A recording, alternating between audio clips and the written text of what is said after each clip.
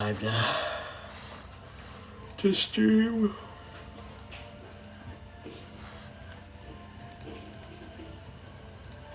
What else does she want?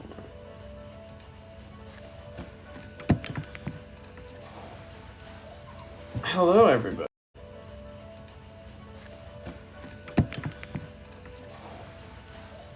Hello, everybody.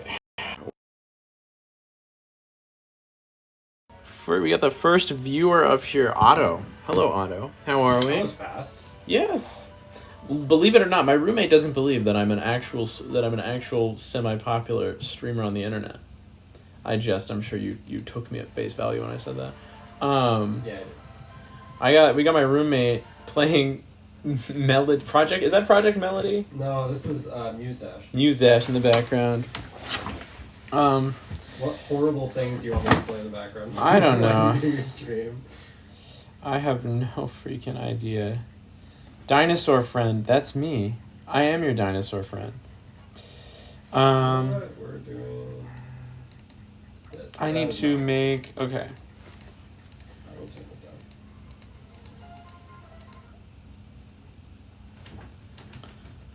down. Okay, so I need to make some actual proper conclusions here. I'm working right now on a little slide presentation about plant evolution in the Devonian and Cretaceous for a class. If anybody has any cool plant facts they want to share with me. Devonian Cretaceous? Devonian and Cretaceous. Oh, and Cretaceous. Yeah, it's like tracking plant evolution through time, and my evidence is my thesis is that, while models are sometimes applicable, a model should not necessarily be applied where the criteria appear to be met. For example, it's been consensus for a long time that pollinating insects have this explosion of diversity in the Cretaceous to coincide with the explosion in pollinated plant diversity, but that's really not true. How big would an omelet be if made from a dinosaur egg? Technically, all omelets are made from dinosaur eggs. But I say that I'm not that big. Dinosaur eggs are not that huge. There are some birds around today that lay eggs larger than some dinosaur eggs. Sorry, no plant facts, only egg knowledge craving. Why is there debate about dinosaurs? Part of that is up there for folks who are in the scientific community. You're from the town where they found hadrosaurs. That's awesome. The first ever hadrosaurs was mounted in the city that I live in. The reason that I have debate up there is because sometimes people come up in good faith and we have a chat about what's the best way to reconstruct certain extinct species. And sometimes, people come up and they're like, dinosaurs aren't real. And they often speak about that sort of thing. And I like to try and challenge them on that, because the reality is evidence points very definitively towards the fact that dinosaurs are real, mainly because there are still dinosaurs alive today. And the term dinosaur doesn't ever mean what they think it means. You dated someone like that? Oh my gosh, I'm so sorry. I should not have jumped back in on the difficulty 9, so my wrists aren't ready for this. Dating is hard as a dinosaur person. I gotta say, it's one of the more difficult things to do. This is like the second Valentine's Day I've had in a row where I haven't been single, and it's a different feeling. Yeah, I'm sure it was rough. I've had some pretty bad people that I've dated, but I've also had some good people. I don't know.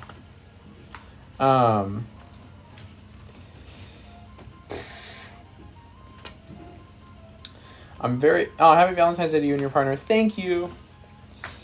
I'm making him little dinosaur drawings. It's of a Therizinosaurus and an Acrocanthosaurus, because those are our favorite dinosaurs. Yeah. What do you think about my glorious feathery goat, Eutyrannus? I think Eutyrannus is really, really awesome.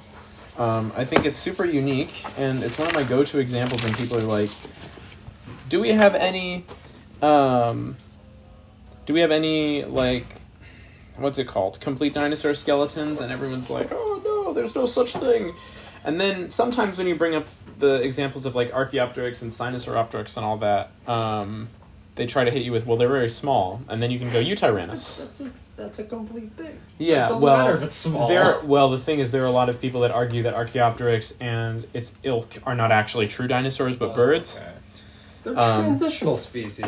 Well, they aren't birds, is the thing. That's what makes them transitional species. Every species is a transitional species. But they have some bird traits and some traits that exclude them from being birds. What else do people think the bones are? I had 2 people come in yesterday and tell me that the bones were actually giant bones. Has there been anyone The dinosaurs have genders. Sure, yeah. Well, not really in the social sense, but, avian sex is really bizarre. Yes, yeah. So Saurophaganax maximus did get split. It had some of its material assigned to a sauropod that is now called Saurophaganax, and another chunk of its material assigned to a 4th species of Allosaurus. What non-avian dinosaur survived the longest after the extinction? None of them. I think they were all dead very quickly. I mean, the ones that would have survived longest are the specialized scavengers, but that was basically all made of birds. Are you a freelance artist? I've always been interested in educational art. I've never been paid for my art, and I don't really intend to, mainly because beyond doing little stuff, I've never really been that good with commissions. And while I do scientific illustration, but that's mostly for me and for my colleagues, where I'll just do that for a project that we're working on, so we don't have to go out of the way to do a scientific illustrator.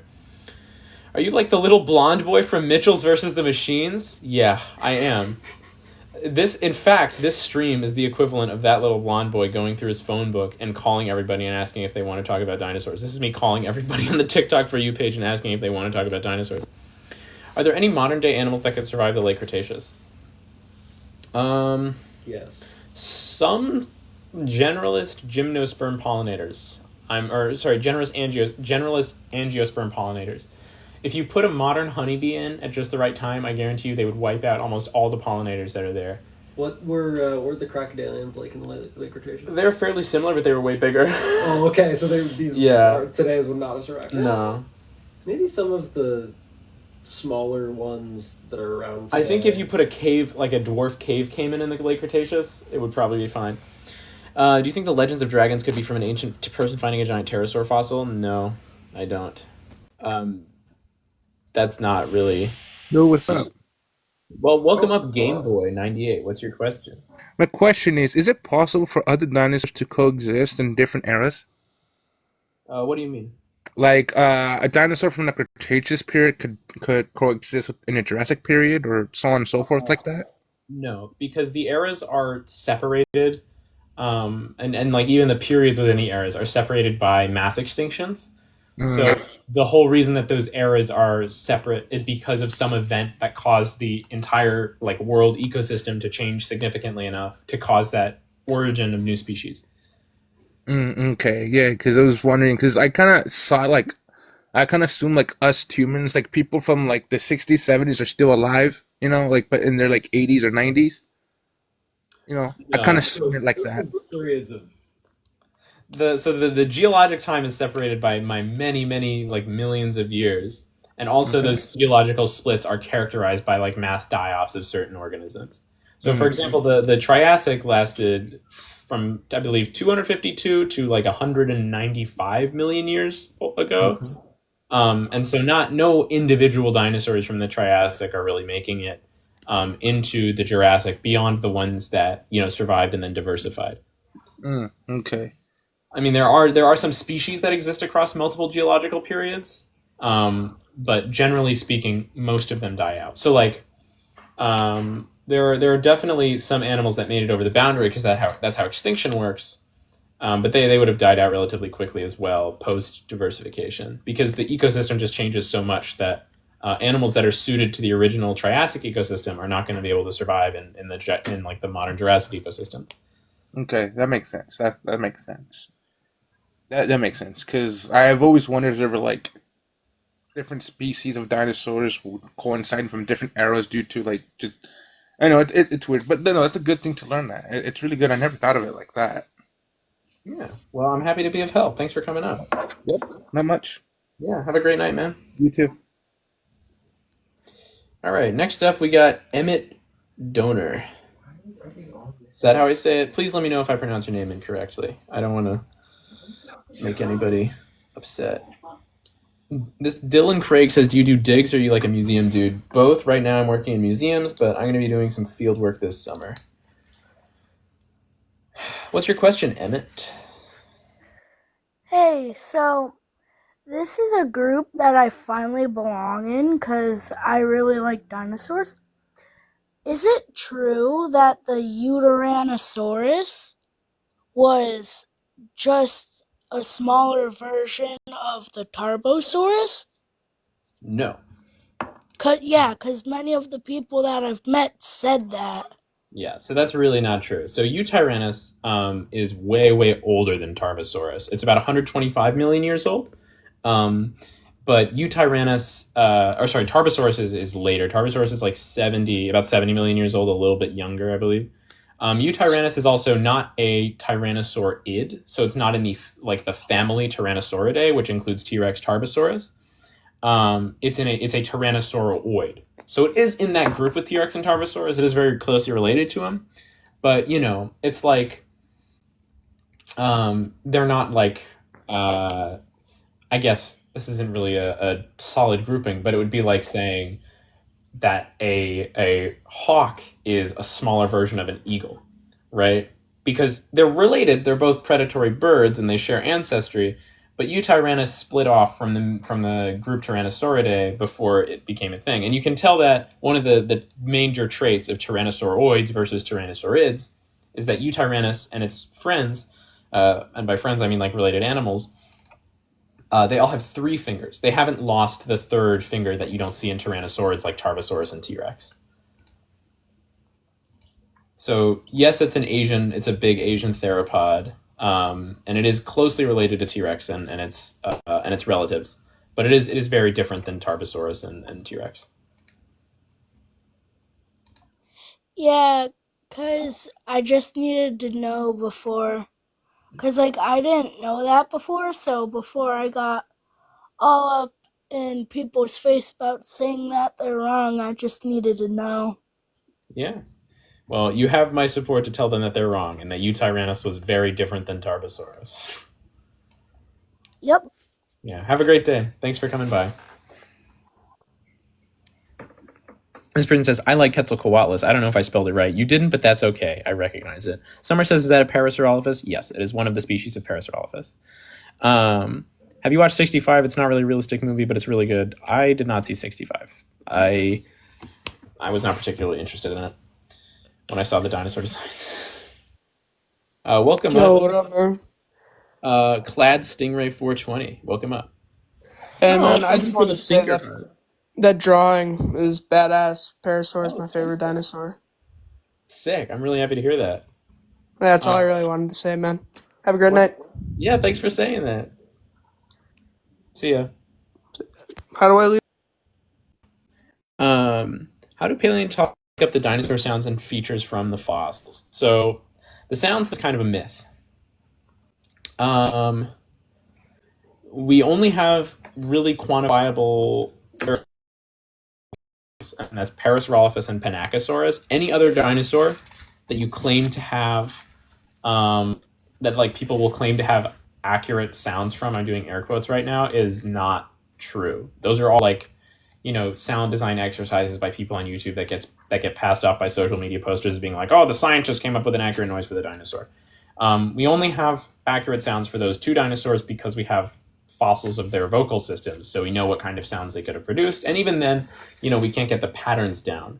For example, 2 birds could have vocal cords that look the exact same, but they could make different songs just because of the way that they use them.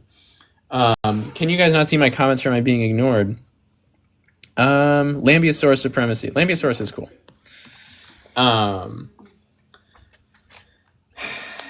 So when it comes to looking at actual correlation with the bones, it is important to realize that we don't just have bones from dinosaurs. We do also have some soft tissue, but not every specimen has soft tissue, and it's substantially closely it's substantially less likely to fossilize than the actual bones because it's softer. However, we can recognize what those certain bone features are correlated with certain soft tissue features, and we call those osteological correlates. So, for example, you can identify an osteological correlate for air sacs in sauropods, and that's going to be like these large fossae in the vertebrae. And the bigger those fossae are, the better that sauropod is going to be at breathing. And so that's what we would call an osteological correlate for sauropods that have these many large fossae in the vertebrates and the vertebrae, and an opening is just along their spine. That's an osteological correlate for high levels of air sac inclusion. And so it's that sort of thing. And we can look at where the muscles are attached, because muscles leave scars on bones where they attach. What color do you think most dinosaurs were? Pretty much everything we've looked at has been a lot of browns, but also some pretty bright reds. There's a lot of striping pattern. A couple of the dinosaurs that we have confirmed color from are striped. I think all of them have some sort of striping to them. Anchiornis huxleyi has black and white stripes along its wings. Borealopelta, I believe, has some stripes on its legs. Sinosauropteryx has like a raccoon striped tail. It is unknown for some specimens, but some dinosaurs get preserved in a way that is so exquisite that we can look with a scanning electron microscope at the cellular structures in the fossils of the skin, because the skin does sometimes fossilize. And because the cells that produce certain colors are different shapes, just like they are in modern birds and reptiles, we can identify what colors are being produced by those cells by just looking at their arrangement and shape. What was the largest carnivorous dinosaur? Tyrannosaurus rex. What do you think about that mummy ankylosaur? Borealopelta is awesome. It's one of the coolest fossil specimens ever, and I would love to see it.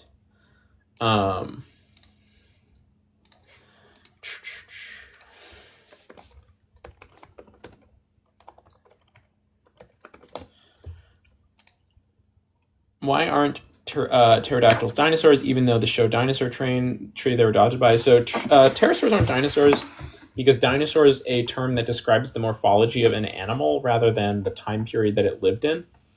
Dinosaurs are still alive. They're birds. Birds are dinosaurs. That's what I mean. And pterosaurs aren't dinosaurs because they have different hips and feet and ankles and wrists in ways that exclude them from being in the clade Dinosauria. They don't have a perforate acetabulum, which is a really important adaptation for dinosaurs to have in their hips that allows them to stand more upright. Welcome up, Riley. Hello.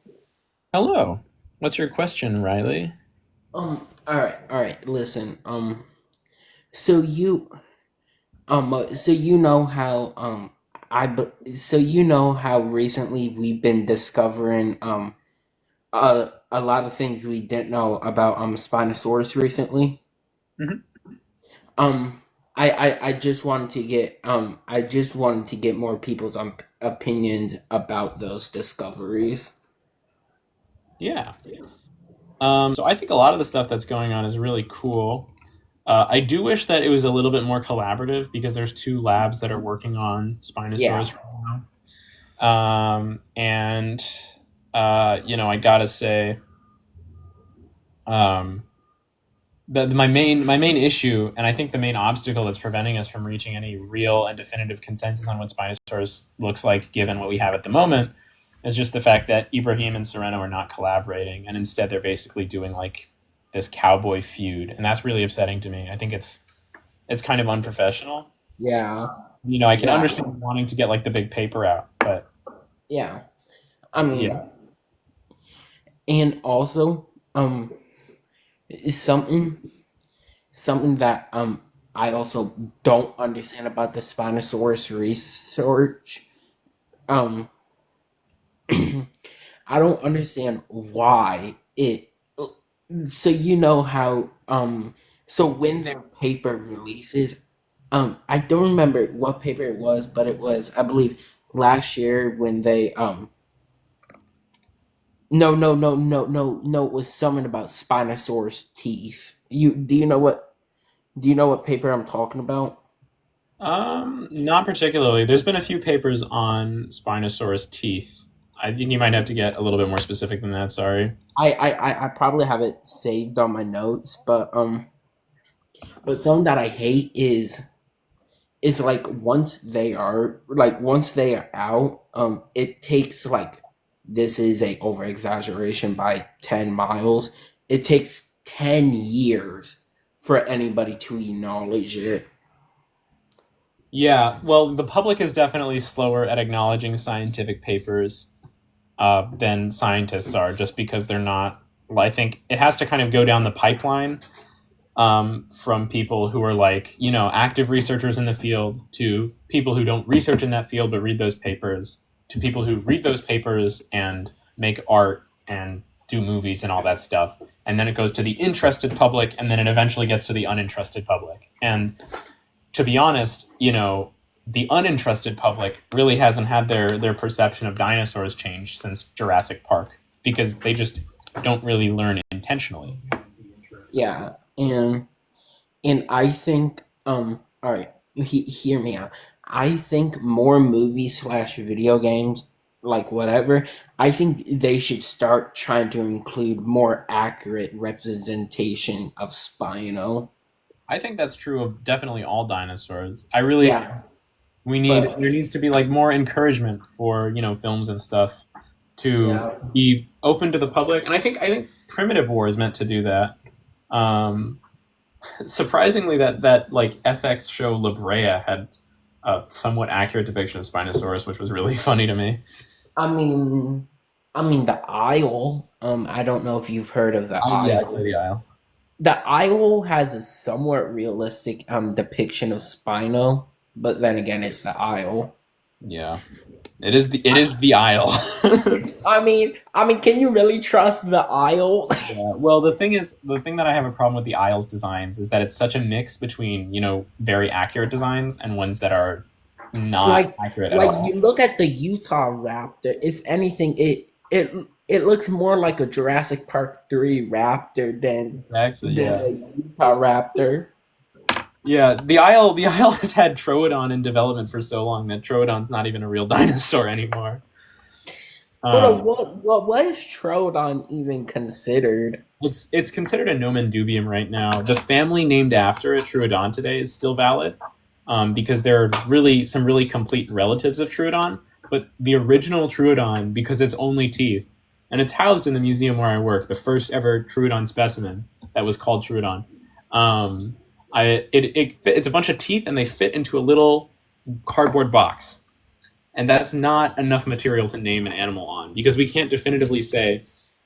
And this is partially because most dinosaurs have teeth that are the same general shape throughout their mouth. They're not like mammals, where you can look at one mammal tooth and tell where it comes from in the mammal's mouth. With dinosaurs, there's a little bit of guesswork when it comes to naming something on a tooth. So basically, if you have a small front of the mouth tooth in a carnivore, that could either represent a front of the mouth tooth in a large carnivore, or it could be a side tooth in a much smaller animal, because those teeth basically look the same, and you can't really name an animal based on those teeth. Yeah, So we know what troodontid teeth look like. We know the teeth of Troodon belong to a troodontid. They're very distinct. yeah. We don't know if the troodontid teeth are belong to the same species as. Shoot, I'm forgetting the names of like any of the other troodontids now. But there are Lieutenant I think, is one of them. Yeah, yeah. Yeah, there's a bunch of different troodontids that are named, and they're relatively well studied. It's just the original troodon that the family is named after is not considered valid, because there's just so little material of it. What's your favorite dinosaur? Dino, if you don't mind me asking. I don't mind you asking. My favorite dinosaur is Acrocanthosaurus. Ooh. My favorite would either be Giganotosaurus or Carnotaurus. Carnotaurus is really cool. Giganotosaurus is also really cool. On my YouTube channel, I have a stream uploaded there, an old stream that I did, where I got to talk to one of the guys who was a photographer when Giganotosaurus was first being discovered and described, and he got to take like the first ever pictures of it. Oh, dang. Yeah, the stream is kind of long. It's like 4 hours, but if you want to find that, it's like at an hour and 10 minutes in when I talk to him. Oh yeah.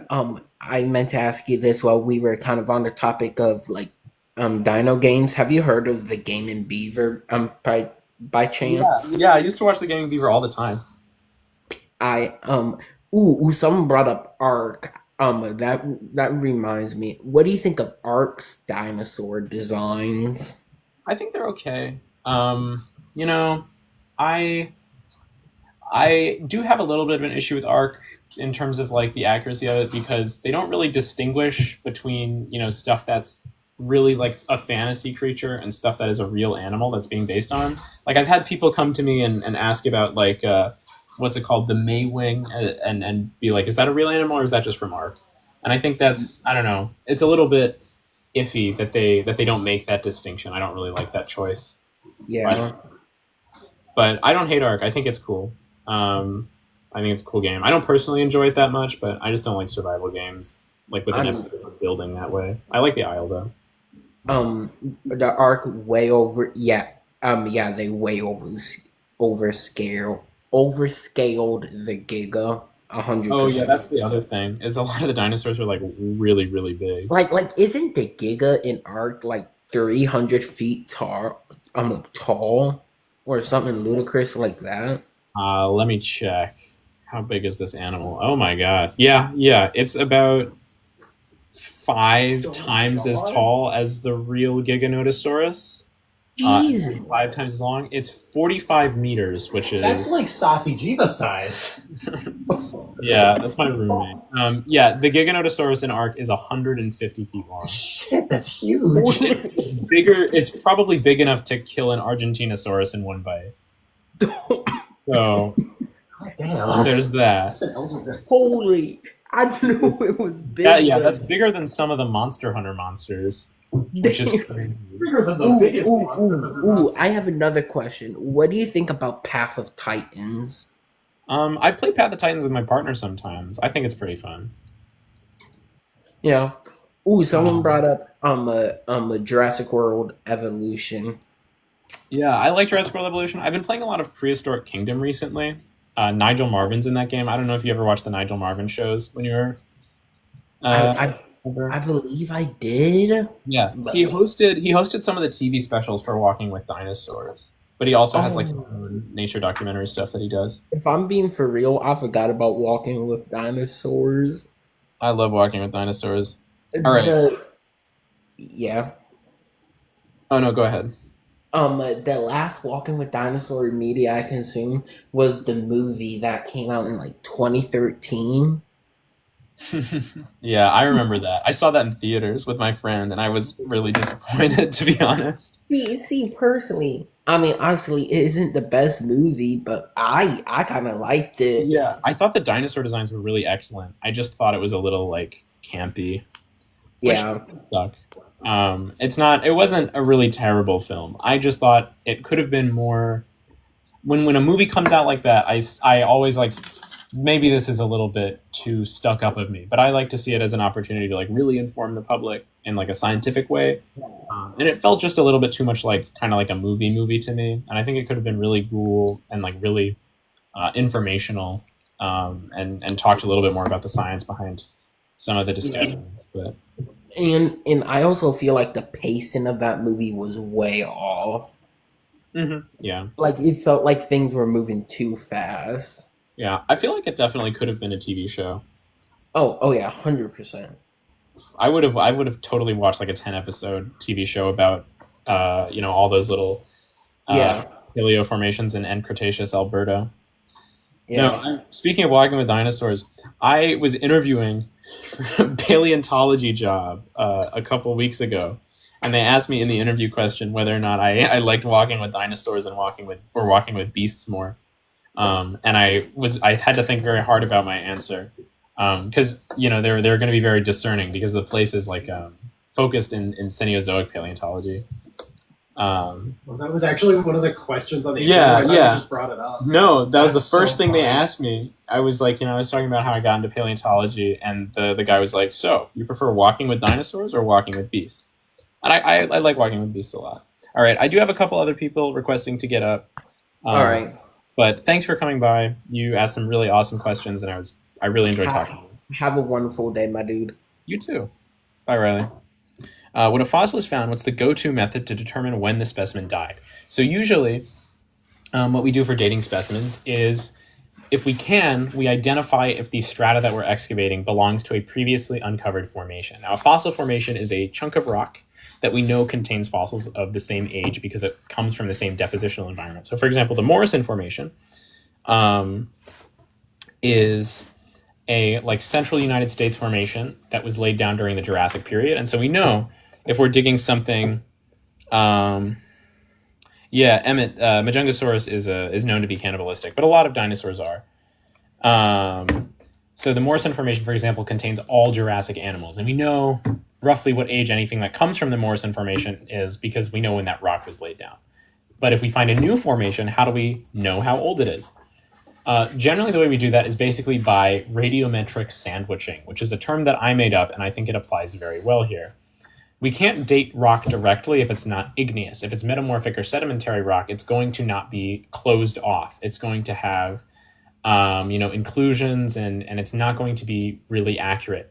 Igneous rock, though, when it forms, contains a very potent and special mixture of isotopes. So that's what I'm answering right now, Isle. So we look at, for each strata, we look at the closest igneous rock deposit above and below each stratum. And we can date those chemically. When we're in the field dating for the first time, which doesn't have nearly as much pressure to be accurate, what we do is we look at just the fossils that are there, because there are some fossils that existed for relatively short periods of time and are relatively common. Like there are some snails and invertebrates that only existed during a chunk of the Jurassic period. We don't use carbon. When we're dealing with Mesozoic and earlier stuff, we almost always use potassium and uranium, because the volcanic rocks that formed during the Mesozoic contain a lot of potassium and uranium, and they have a very long half-life. And so we look at the volcanic or igneous rocks that form, and because when igneous rocks form, they're all parent isotope, no daughter isotope. We can date them accurately and irreversibly. Basically, the only way that radiometric dating can be skewed is it can be skewed young, because sometimes heat and pressure cause radiometric rocks to repair signs of decay.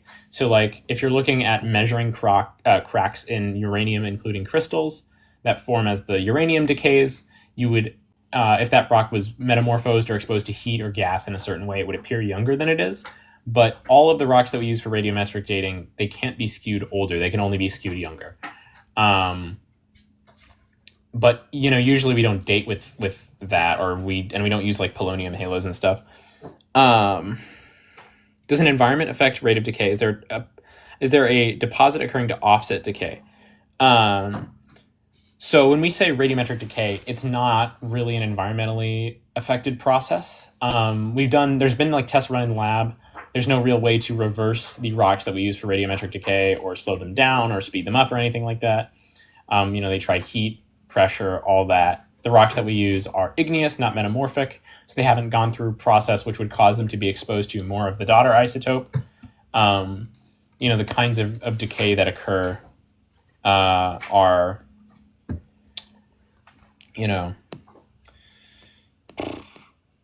the kinds of decay that occur are not particularly reversible. Welcome up, Emmett, again.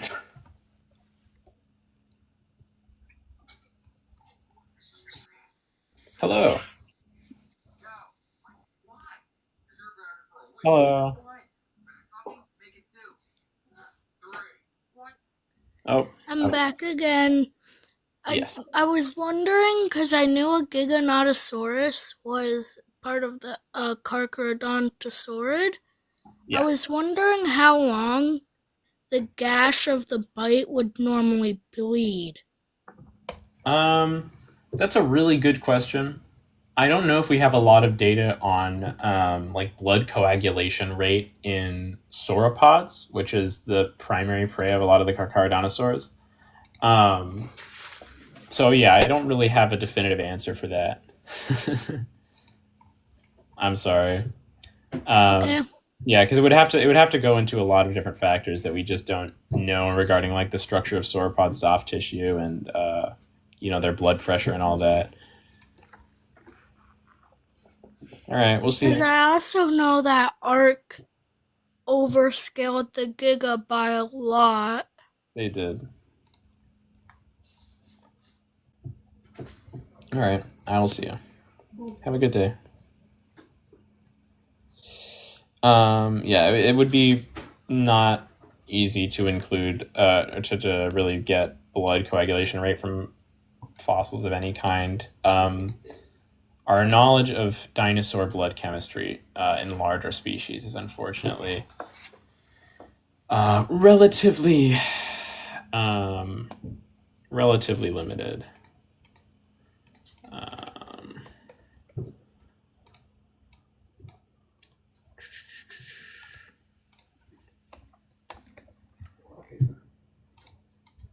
How do I make this text smaller on my presentation?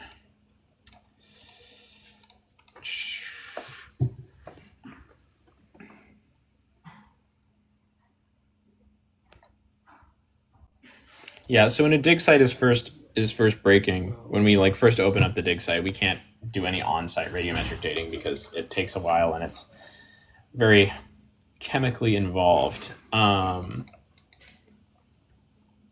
But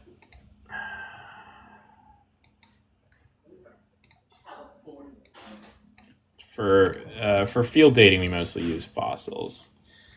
You know, because there are certain species and families of ammonites and ammonoids that only appear at certain periods in the fossil record. 192 pages should be reasonable for a Monster Hunter Wilds notebook. I have, I think, 162 in here. Alright, yeah, that should be fine. Or, well, sides of paper, but this is only 96 pages. Yeah, that's what I have. Like, did they interact? Did they interact with what? I didn't see the first chunk of your question. Sorry. No, you're fine.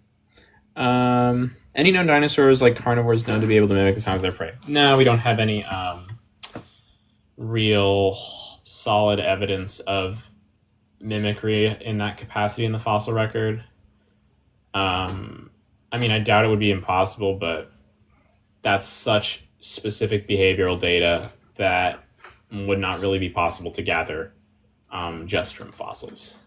Do we have evidence of any kinds of like mimicry in like really old animals? There is, similar to like what's around today. There is tentative evidence of troodontid brood parasitism, like cuckoo birds. Oh, that's cool. But that is very, very limited evidence. It is more so pointing to the fact that troodontids are genetically predisposed to be really good brood parasites than it is showing actual direct evidence of brood parasitism. Because the eggs of brood parasites have certain traits, and the family behaviors of brood parasites have certain traits. For example, we have evidence of troodontids laying their eggs in the nests of other troodonts. So of the same species, we know that they were basically doing egg freeloading among themselves, and those eggs would hatch as soon as they were fully developed. They didn't have a synchronized hatching like a lot of other animals, which is really highly beneficial for brood parasitism. I mean, that would make it. That would seem to imply that, yeah. Yeah, but we still haven't found any definitive troodont eggs in non-troodont nests. Yeah. All our data from troodont eggs is basically from a couple communal troodontid nesting sites. Interesting. Which obviously is not obviously that's not indicative of all troodont behavior. Yeah. It's from one species. In 65, there was a four-legged T-Rex. I think that was meant to be some kind of Rowie-Sukid. My bad. Is there a relationship between Homo sapiens and Neanderthals like predation? I think most of the data that we have from Homo sapiens and Neanderthals suggests a large amount of interbreeding, especially because a lot of humans around today still have sizable amounts of Neanderthal DNA. Were dodos known to be aggressive? Quite the opposite. They lived in a very secluded island environment. They didn't really have a ton of natural predators, so they were not very apt when it came to defending themselves.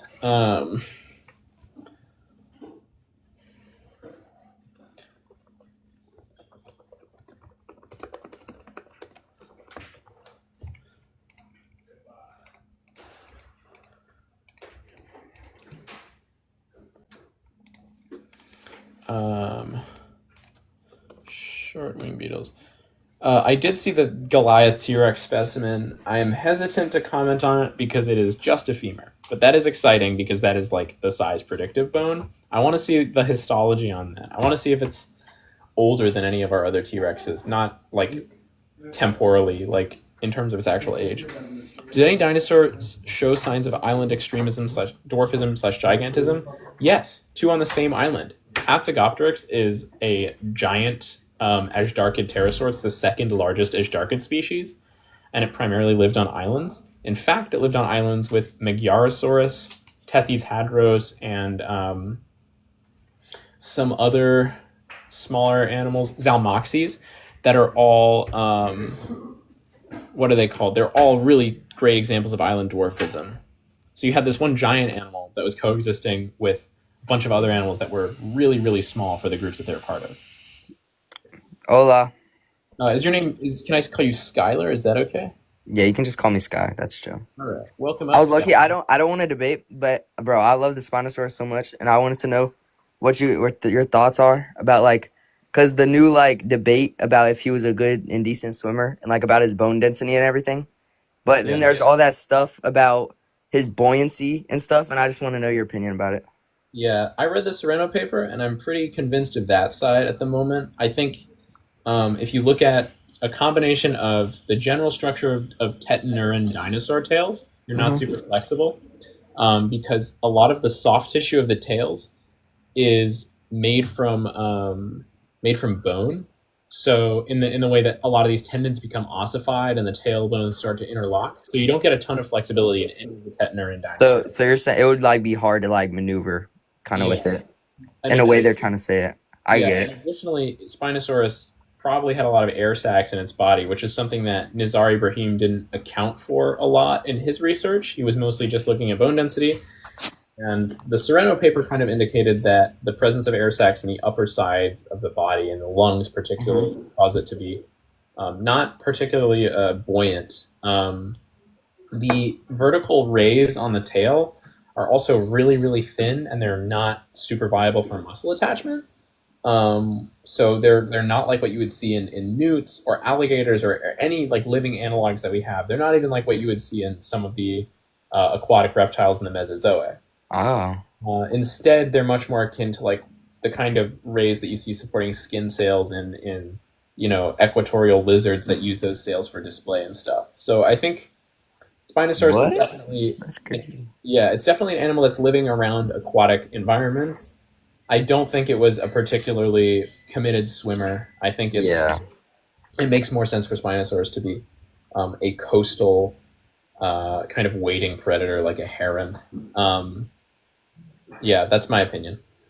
Yeah, that is cool. Thank you for talking, yo. Yeah, have a great day. Thanks for coming You too. up. See ya. All right, welcome up. Helios Bossliver, 76. Sorry, I leaned forward and my voice changed. Welcome up. Short-winged beetles. That's what I was looking at. Thanks for the follow, Sky. I appreciate that.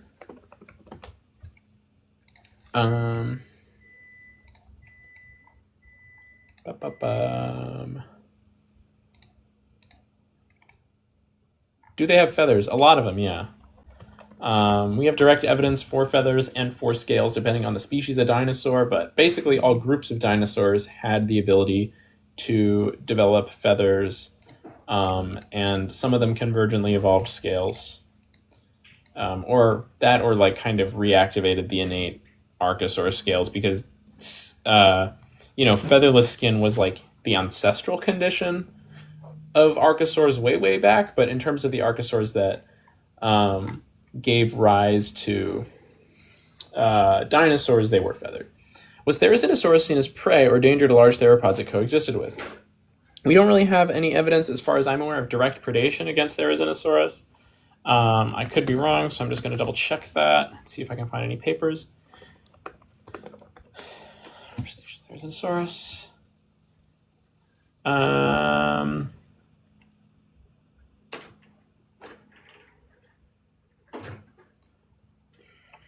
Yeah, no, I can't find any papers that are directly dealing with evidence of predation in Stegosaurus.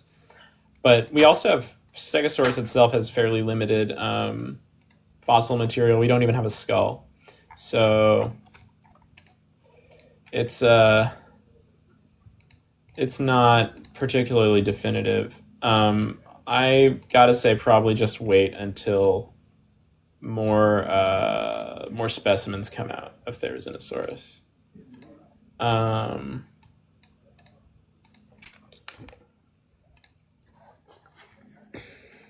Yeah, Therizinosaurus is not as known as a lot of people think it is.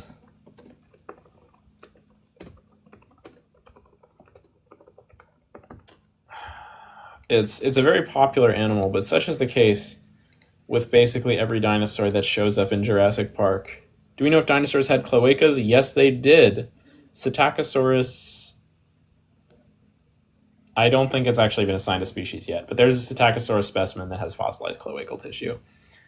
What movie would you say is the most accurate depiction of dinosaurs? Prehistoric Planet. In terms of any piece of media that has the most popular like the most accurate dinosaurs, I would say Prehistoric Kingdom. The Book of Job, the Bible mentions dinosaur-like creatures. People often talk about this. That's not true. Firstly, the thing that people often call behemoth is derived from the Hebrew word, which means the Hebrew word bahamut, which is a plural form if you're familiar with Semitic languages. So bahamut in the original Book of Job is describing not a single animal with all the traits listed, but a group of animals. Additionally, Leviathan is just the Hebrew word for whale. So those mentions of dinosaurs in the Book of Job are talking about a group of wild animals, which, like hippopotamuses, elephants, elk, that sort of thing, are not dinosaurs. It's a popular mistranslation. Are humans descended from dinosaurs? No. Humans and the lineage that contains humans, the synapsids, and the lineage that contains dinosaurs, the sauropsids, split about 300 million years ago, which is about 48 million years before the dinosaurs evolved. Were feathers common across multiple species or unique to very specific species? Yeah, feathers are pretty widespread throughout Argosauria. Both dinosaurs and pterosaurs have feathers. So they are very, very widespread. Just about every pterosaur had feathers, and a lot of the dinosaurs did, but feathers were lost somewhat frequently. In dinosaurs, I mean, if you picked up a dinosaur, odds are it would probably have feathers. But there were definitely some species of dinosaurs that lost their feathers in favor of other integument. Most interesting / understudied dinosaur? Well, in terms of most interesting dinosaur, it's not Pachyrhinosaurus, Psittacosaurus. I don't think it's understudied. There's a lot to learn from it. I think it should still be studied, but it is incredibly well studied, which is part of the reason why it's so interesting, is because we know so much about it. In terms of understudied dinosaur, take your pick of any of the stuff that's still sitting in boxes from the Bone Wars. Have you heard there's a dinosaur somewhere in the African rainforest? Do you think it's real? No, Mokele Membe is not a dinosaur. I think it's more of a tourist attraction than anything. There's an interview from, I think, the 70s where they have people on video talking about it, and they mention specifically that it's a kind of rhinoceros. Difference between dinosaur and pterosaur. I'm sorry I'm not educated in dinosaurs, but I like them. Yeah, so pterosaurs are still archosaurs. They're very closely related to dinosaurs. But pterosaurs, the main way you can distinguish them is they have a pteroid bone in the wrist, which is an exaptation of the thumb. An exaptation is like an example of a trait that was originally used for something and then repurposed for another use. It's an exaptation of the thumb. The bone that would be where the thumb is in a pterosaur is actually like really extended back and attached to the shoulder, and that supports the shoulder wrist membrane for the wing. Pterosaurs don't have a perforate acetabulum like dinosaurs in their hip, so they don't have the same hip bones. They also don't have the same ankle bones and foot bones. Yeah, rhinoceros are awesome. Do you have an opinion on the accuracy of the physical build of dinosaurs depicted by artists? I mean, if you're looking at anything pre All Yesterdays, it's going to look pretty whack, but, after C.M. Kozman really came out and started talking about that stuff, I don't want it to seem like he's the main force behind this, because he's not even the only guy who wrote the book, but C.M. Kozman was incredibly, incredibly influential. in regards to really, really updating the way that we talk about and communicate what dinosaurs looked like to the public. Mainly because a lot of the people that were doing art of dinosaurs pre all yesterdays were not super involved in the actual study of dinosaurs, in that like they weren't really, really looking at the bones themselves for evidence. They weren't really engaging with the research in the way that they should have been to depict accurate representations of these animals. They were looking at other people's drawings as reference, and that allowed some of these kind of inaccurate interpretations to stick around for a while. Was hats bigger than Quetzalcoatlus? No. There is a new species of Quetzalcoatlus that was recently discovered called Quetzalcoatlus lawsoni that's larger than the largest Hatzegopteryx. Any places left where new dinosaur species are likely to be discovered? There are dinosaurs that are sitting in labs that have not been discovered. Yeah. Dinosaurs are still being very actively researched, and there is loads of stuff to be learned about them. Yeah, absolutely. There's new fossils being weathered away every time it rains. The fossil record is huge and giant, and there's a million different things that we can, look at. It's really incredibly exciting. There are fossils sitting in my museum right now, the museum that I work at, that are still undescribed, and hopefully I can stick my name on some of those. Have you drawn an ankylosaurus before and posted it? Unfortunately, no. I'm so sorry for that. I have drawn some thyreophorans. I did a now very, very inaccurate drawing of Dacenturus, the stegosaur, before it was known to have a neck that was long as all heck. So I have a old drawing of a very short-necked Dacenturus before the neck was found. But other than that, I don't really draw a lot of thyreophorans very often, and I should. It's a gray area in my art. My research is pretty much exclusive. My research experience is basically exclusive to theropods, and avian theropods at that. So it's not like I'm super well vested in terms of the literature on thyreophorans, but no, I'm definitely more educated on them than most people who are not paleontologists. And I say most people are not paleontologists, including myself, because I'm not a paleontologist. for now. What's your favorite dinosaur? Acrocanthosaurus. Just asking, I feel like they would look great in your style. Yeah. No, I definitely do want to get on it. I'm working on an illustration of Plateosaurus and some other Triassic fauna at the moment. I'm kind of running at 30 hours into that. It's taken me almost a month to get done, but I've posted some updates on that piece. And mainly the reason it's taking me so long is because I ended up having to do a lot of research on like Plateosaurus air sacs and the way their hands articulate, because I'm just not super familiar with sauropods at all. What's your favorite category of dinosaur? Category is a really broad word. I'm going to go on each level. I'm going to say in terms of the first split between Ornithischia and Sauriskia. Sorry, Sauriskia's got it. They have theropods and sauropods, which are awesome. Ornithischians are super diverse, but Sauriskians are really amazing. Within Sauriskia, honestly, I really just like the weird early Sauriskians. That's one of my favorite groups. I'm a fan of Allosauroids. I think Allosauroids are cool. What's your opinions on Allosaurus? I love Allosaurus. I worked on an Allosaurus in Montana a few years ago. It was awesome. One of my coolest experiences ever. I got to see a mount of Allosaurus at the Smithsonian in DC when I was there for American Association for the Advancement of Science National Conference. And I got to show some scientists around. And I was very humbled there, in terms of, I kind of assume that a lot of people know, and this is a very common mistake for scientists, they assume that people know more about their field than they do, because you've spent so long immersing yourself in really hyper granular conversations and finding little pieces of new evidence about this sort of stuff, that you forget that the average person really doesn't have a knowledge of what a dinosaur is. So I went through and I talked about this whole talk, and I used a ton of jargon that I really shouldn't have because I was showing you scientists around that didn't really have a lot to know about dinosaurs. And I was like, and this is a really good example of, your theropods. And then I had someone come up to me at the end of the tour, and they were like, so is a bug a dinosaur or not? Because they're older than the dinosaurs. And you said that, but doesn't that make them dinosaurs? And I was like, oh my God, I never explained what a dinosaur is. If Carcharodontosaurus and Tyrannosaurs coexisted, who would top the food chain? Or no shift? Oh, thank you so much, Winslow. I really appreciate that. I'm glad that people look up to my art. I had loads of paleo artists that I used to look up to when I was young, and I still do. I recently got followed on Twitter by a paleo artist that I've been, drawing about for ages. I remember the first time I had an art post liked by Rudolf Hema, who's this really awesome painter.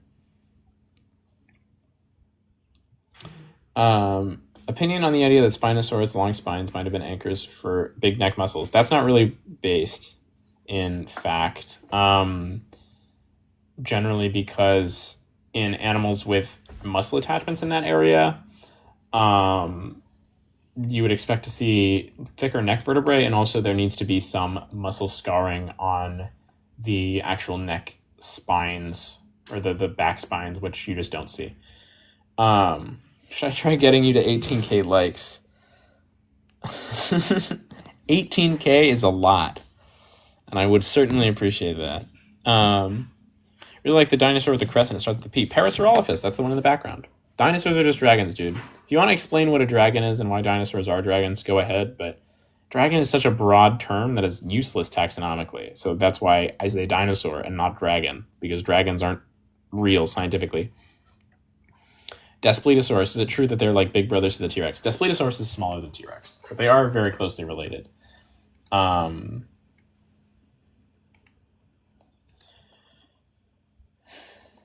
What period does it come from? Parasaurolophus or Daspletosaurus? Parasaurolophus comes from the end of the Cretaceous during the Maastrichtian era.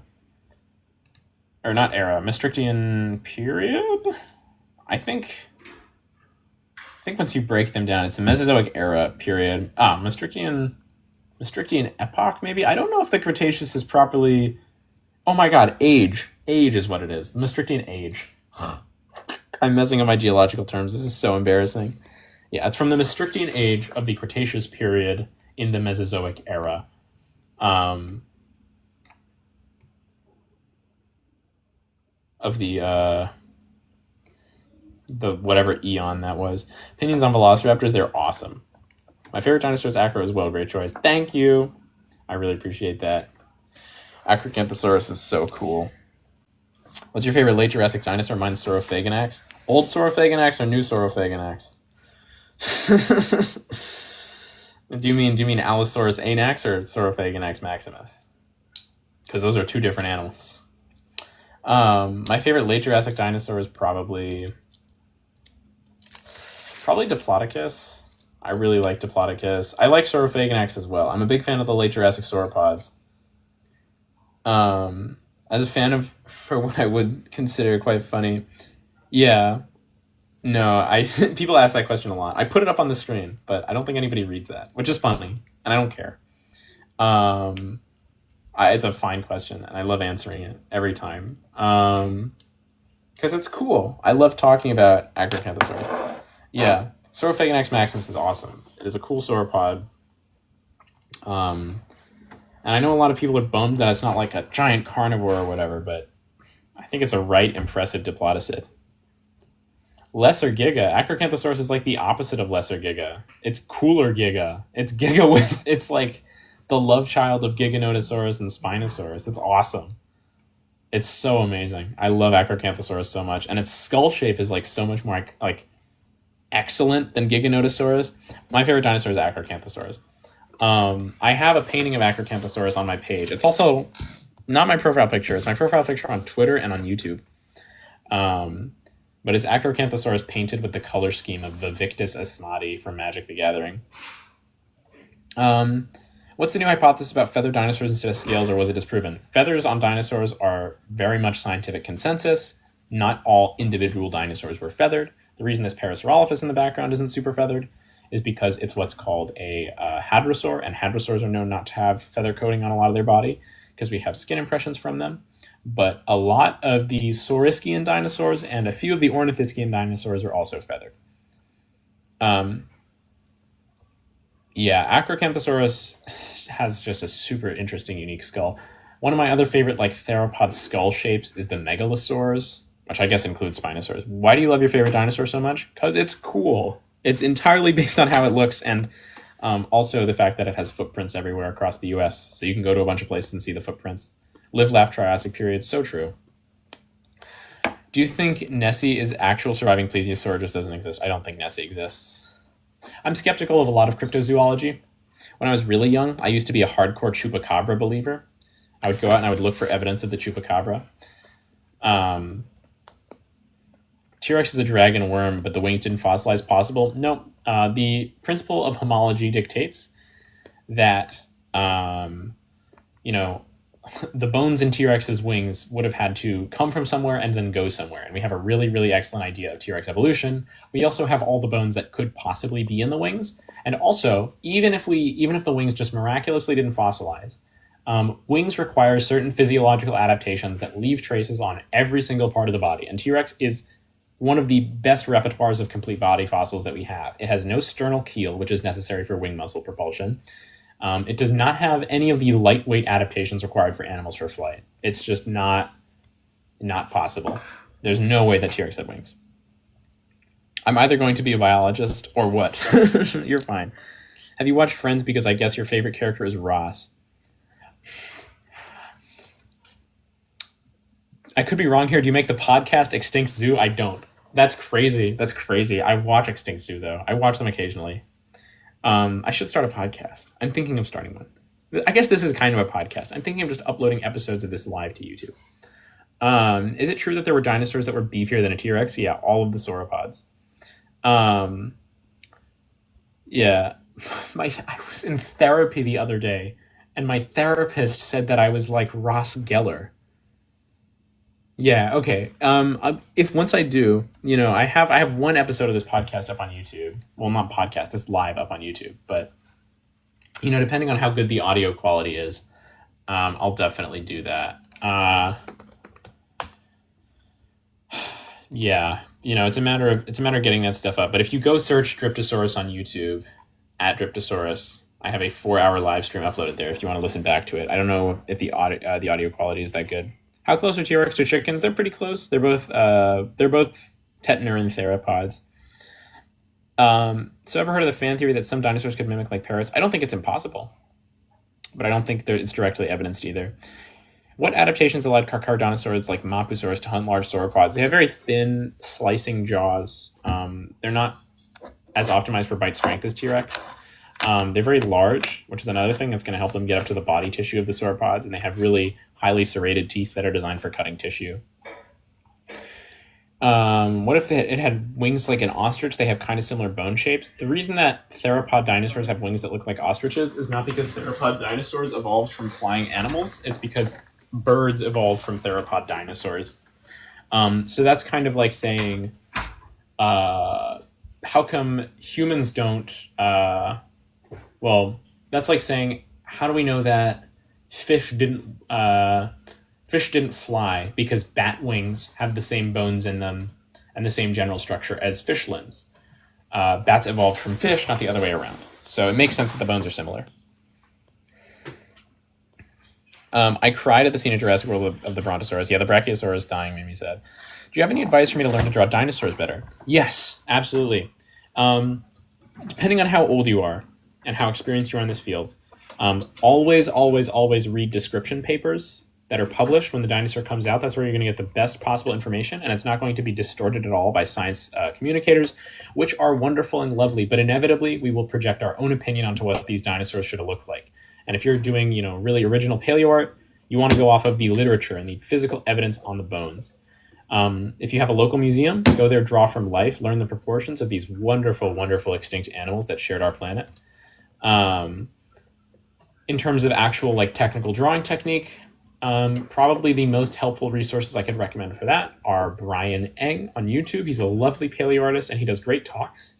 They're a little bit adult oriented, but he's not so vulgar or anything. He's just targeted a little bit of a mature audience in regards to some of the words that he uses and the techniques that he describes. If you could, what paleontology period would you visit? I would visit the Aptian age, or the Albian age of the Cretaceous, 113 million years ago.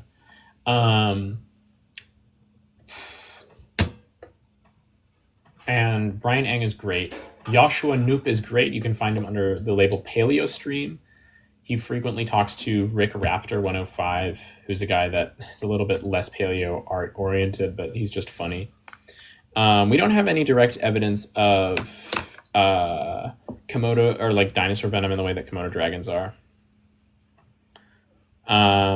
Just because that stuff is pretty clearly specialized in teeth, and there just doesn't seem to be a ton of evidence for dinosaur venom in any like fossil that we found. Like it would be relatively obvious. There was some proposed evidence of venom in Sinornithosaurus, but it was shot down relatively quickly.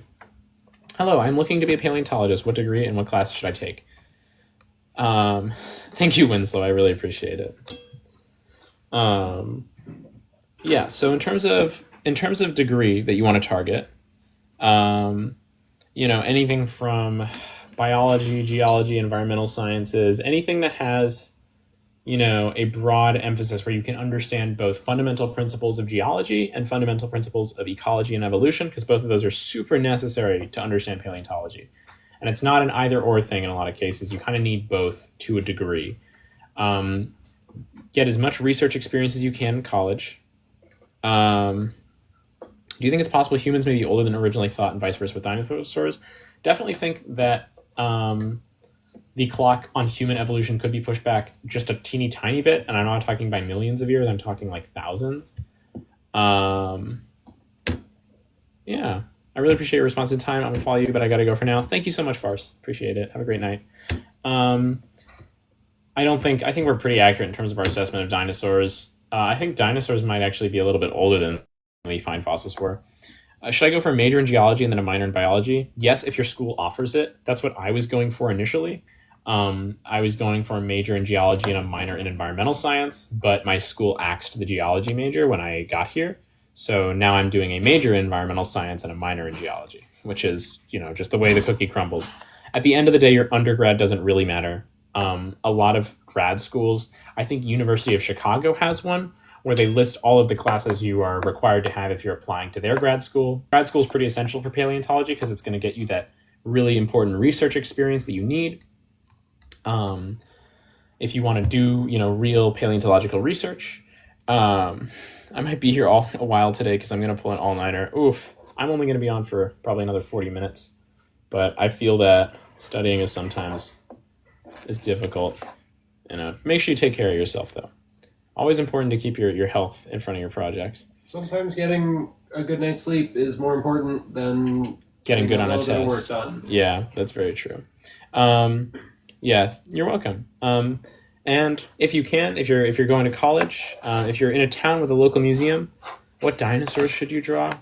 I think probably whatever your favorite one is. Whatever your favorite one is. My roommate says that. I'm going to give you an actual suggestion. I think one thing that often gets neglected is the proportions of some of the weirder looking dinosaurs. So I'm going to say Herrerasaurus. It's just kind of a bizarre thing. It looks a little bit like a sauropod, a little bit like a theropod. It's very cool.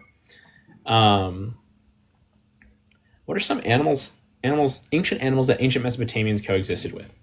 It's a good question. I don't know that much about paleontology regarding Mesopotamians. However, I do know in some of the areas that I'm more focused in studying, most of the fossils that I've looked at come from Australia, a little bit from Italy, and a lot from South America. I know there are some giant ground sloths that are thought to have coexisted with humans in South America. In Oceania, you had, giant eagles that were preying on people. Big elephant birds as well. I don't think we put the bones together correctly. Like, do we really know? We do, because we have articulated dinosaur specimens, which is an animal that died with all of its bones in place. Not all the bones are a pile. You get that when an animal is deposited at the bottom of a lake bed, but you can also have slab preservation where the bones are align with our projected image previously. So we found these piles of bones before we found complete specimens, and then we found complete articulated specimens of dinosaurs, and they line up basically exactly with our articulation. Sauropods are the best kind of dinosaurs, for real. Do you like sauropods? I love... Sauropod nationalist is asking me if I like sauropods. I feel like this is a loaded question.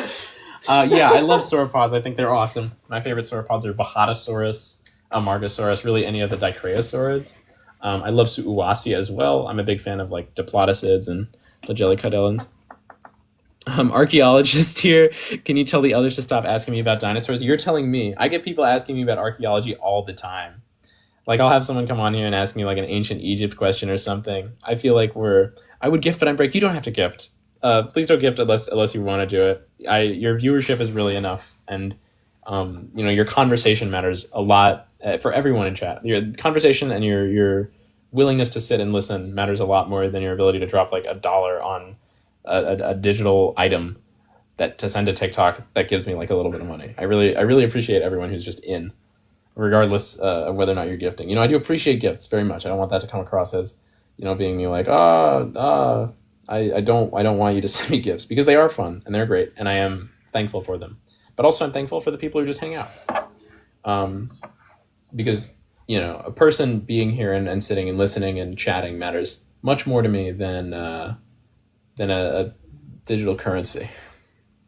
Do you believe the meteor theory is the reason that dinosaurs are extinct? Yeah, the impact model is the most well-supported model for dinosaur extinction. The Deccan traps have a little bit of evidence, but the fact that we have a precisely dated meteor impact crater 266 million years ago, and also between all of the strata that contain dinosaurs and all the strata that don't contain dinosaurs, there's a big thick layer of iridium, which is only found in meteors, is pretty indicative.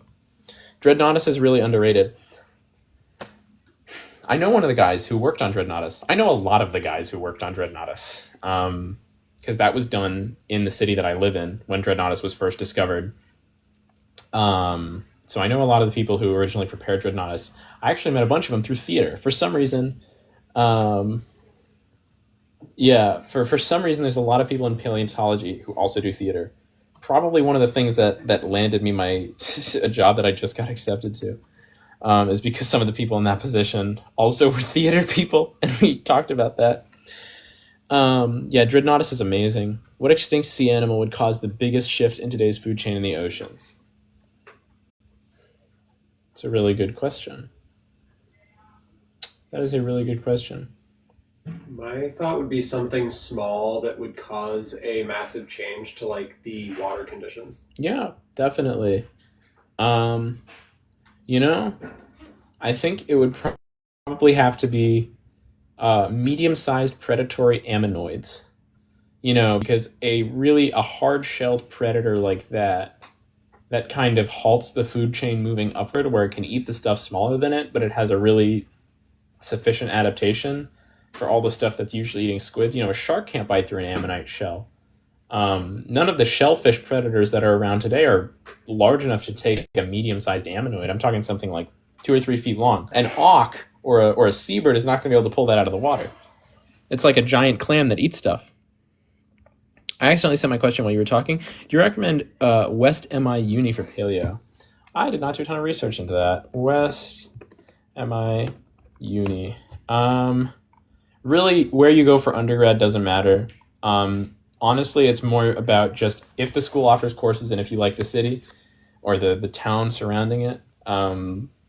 It doesn't matter if you go to a super prestigious school. Just check the curriculum, make sure it has courses that you want to take. And that's really all the advice that I've been given from people in paleo, people out of paleo, just general science community stuff, is your undergrad doesn't matter. Just do good in your undergrad, take the courses that you need, gain a good knowledge of these subjects, volunteer or work. Don't do work for free if you don't have to.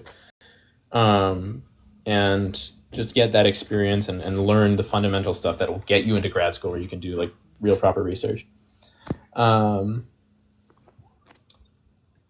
Dreadnoughtus would one-tap Giganotosaurus. I don't doubt that. That's okay. Also, thank you so very much again. Yeah. Good luck. I hope you get somewhere that enables you to continue on your journey. Yeah. the end of the day, a lot of your undergrad experience with paleontology is not going to be through your school. It's probably going to be through your work, because they're probably not going to have a paleontologist on staff in a lot of cases, and you will be doing a lot of paleontology adjacent research. So it is difficult. It is kind of, I'm in my undergrad still, and it is kind of a difficult feeling to be like, I really want to be learning advanced paleontology concepts right now, but you also have to get the fundamental science in a lot of areas at a level that is higher than what you did in high school. And so it is just something you kind of have to get through, and you can quench that thirst by doing volunteer research or working at local museums and stuff like that. Quill on Triceratops opinion: I'm a huge supporter of quills on Triceratops. The moment I saw those nipple scales, I was like, that is a quilled Triceratops. And I have not drawn a Triceratops or any large ceratopsian without quills since. I wish iPhones had at least 5 variants on dinosaurs when it comes to emojis. Yeah, absolutely. Also, wasn't Saurophaganax turned into a sauropod? Yep, it was.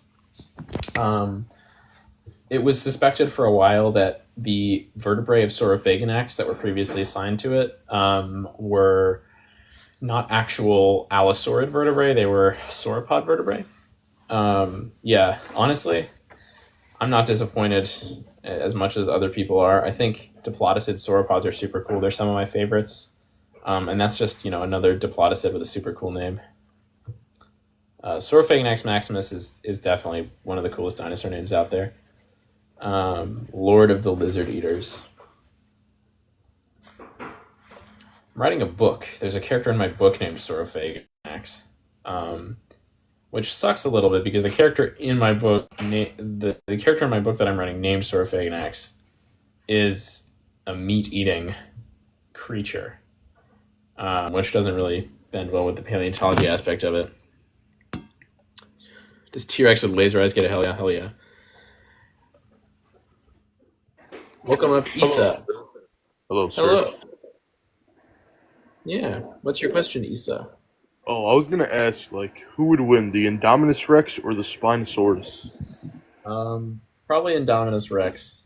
I think it's a giant genetically modified beast, so I think it probably has a good chance against any real living animal. Yeah, facts. I agree.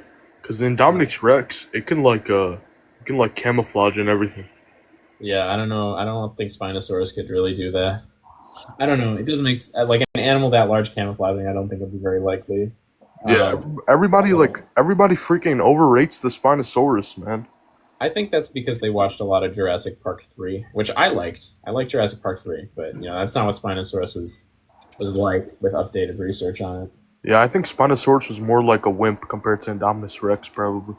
I don't know if it was a wimp. It was a very successful animal, but Indominus Rex is a genetic abomination designed to scare children. So I think it's a really big advantage in the department of being able to kill stuff.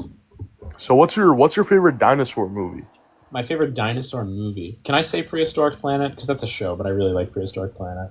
Yeah, that's a valid answer. Yeah, I really love Prehistoric Planet. It's great. I like walking with dinosaurs a lot too. That's great. I'm really excited for Primitive War. That's not out yet, but I'm excited for that. Mm-hmm. It's supposed to be a dinosaur horror movie set during the Vietnam War in North Vietnam, which is awesome. I think that's a super cool setting. Oh dang, that sounds very interesting. Yeah. Yeah, Prehistoric. Hey, but I won't take up too much of your time, pal. Yeah, well, thanks for coming up. I really appreciate it. Thank you. Have a great day. Yeah, Prehistoric Planet is awesome. I love it. It stole a little bit of my thunder, though, I gotta say, because for a while I was sitting on the most accurate artistic reconstruction of Machikosaurus knopfleri. I did this senior year of high school. I started working on a research project, and I got some help from the collections manager at the Field Museum, and I made a maquette of Machikosaurus that was to scale and super accurate with updated facial tissue and maxilla position, which hadn't been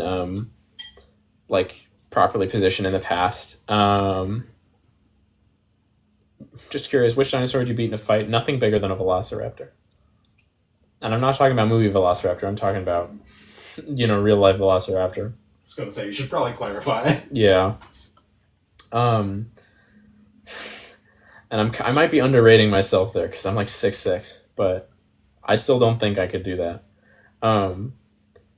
But yeah, so I was sitting on the most accurate reconstruction of Machikosaurus ever for probably, 4 months, and then Prehistoric Planet came out.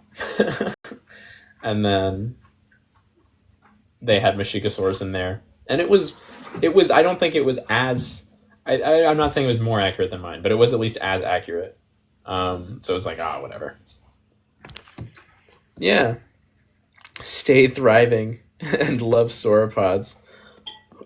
Order respected. I will love sauropods until I draw my last breath. I'll watch your lives tomorrow or later if you host one. Have a good night, day. Thank you so much.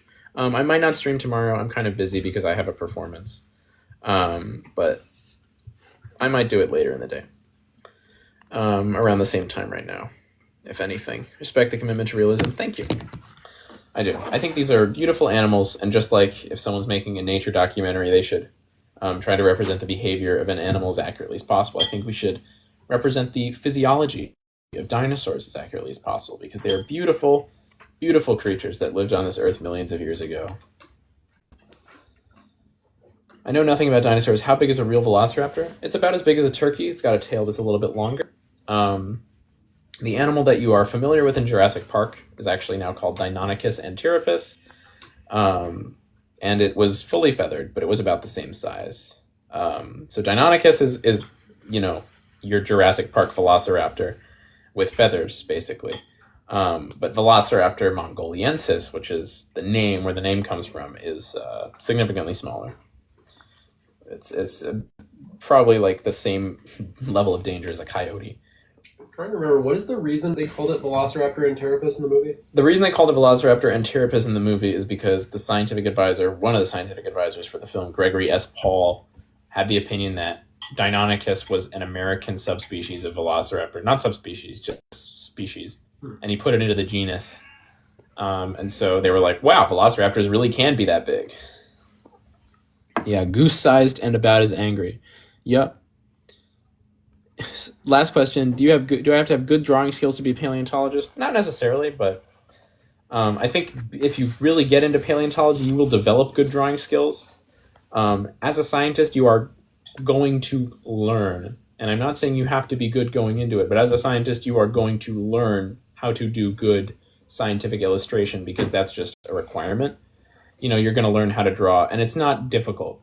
You don't have to sit down in front of a bone and draw it for hours like you used to. You can take a picture of it and trace over it in Photoshop or something along those lines. But you will have to learn how to convincingly communicate your ideas through images. So, you will learn how to do it. Were there raptors in Michigan? That's a really good question. Shoot, I don't know if I know where Michigan is. Michigan is next to the Great Lakes. Oh, yeah, it's in the Great Lakes. Okay. Yeah, no, absolutely. In like the western U.S. in the late Cretaceous, there were loads and loads of dromaeosaurs and troodons. Not the western U.S. Eastern U.S. Sorry. Anything western to me is west of Pennsylvania is western U.S. Genuinely. Sure, fair. Top of U.S. Yeah.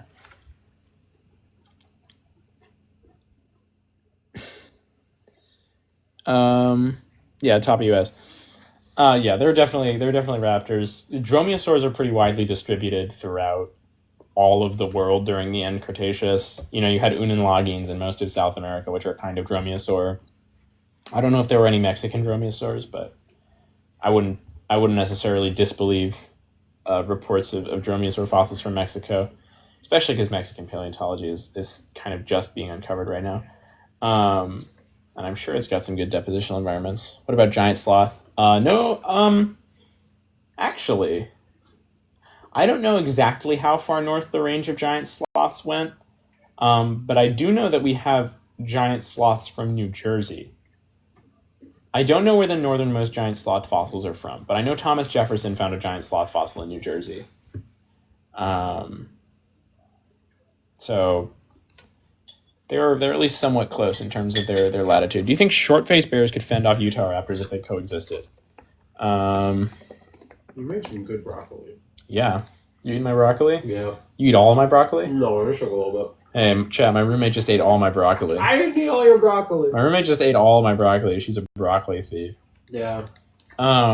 Yeah, short-faced bears are big. They're very stocky and heavy.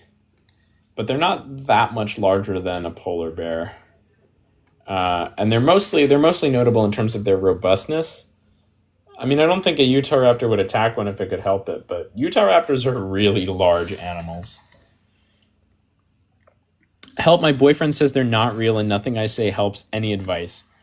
I think you need to explain to your boyfriend that dinosaur is a taxonomic category that describes a group of organisms with a shared common ancestor, and that dinosaurs definitely exist because birds meet the criteria to become dinosaurs.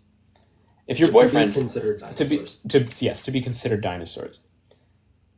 If your boyfriend doesn't believe in evolution and consequently doesn't believe dinosaurs exist because their existence is evidence for evolution, then I feel like we have bigger fish to fry. Yeah, there's a lot of people out there who don't believe in evolution incorrectly, might I add. It's one of the most well-evidenced scientific theories out there. And, a lot of that comes from the idea that a scientific theory is not proven. A scientific theory is necessarily proven, Pretty much all of our ideas about atom structure are theories. The existence of electrons is theory. It's a collection of well-justified hypotheses. He only believes in birds, for real.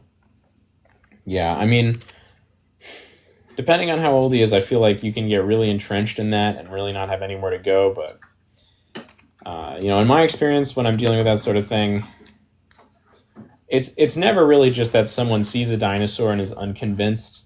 I feel like there's some underlying cause because there needs to be a motivation for them to actively deny that dinosaurs ever existed. If he thinks that they're dragons or they're giants or whatever, and that the government is covering them up, I could go on all day about, the anatomical inconsistencies between reported giant bones and actual hominid bones, but that kind of person doesn't really tend to take evidence very well. What's your favorite science subject other than paleontology? I don't know if this is a cop-out, but ornithology for sure. I love bird watching. I love studying birds. I'm a bird preparator, so a lot of my day job is skinning birds and finding data on them, and that's super enjoyable for me.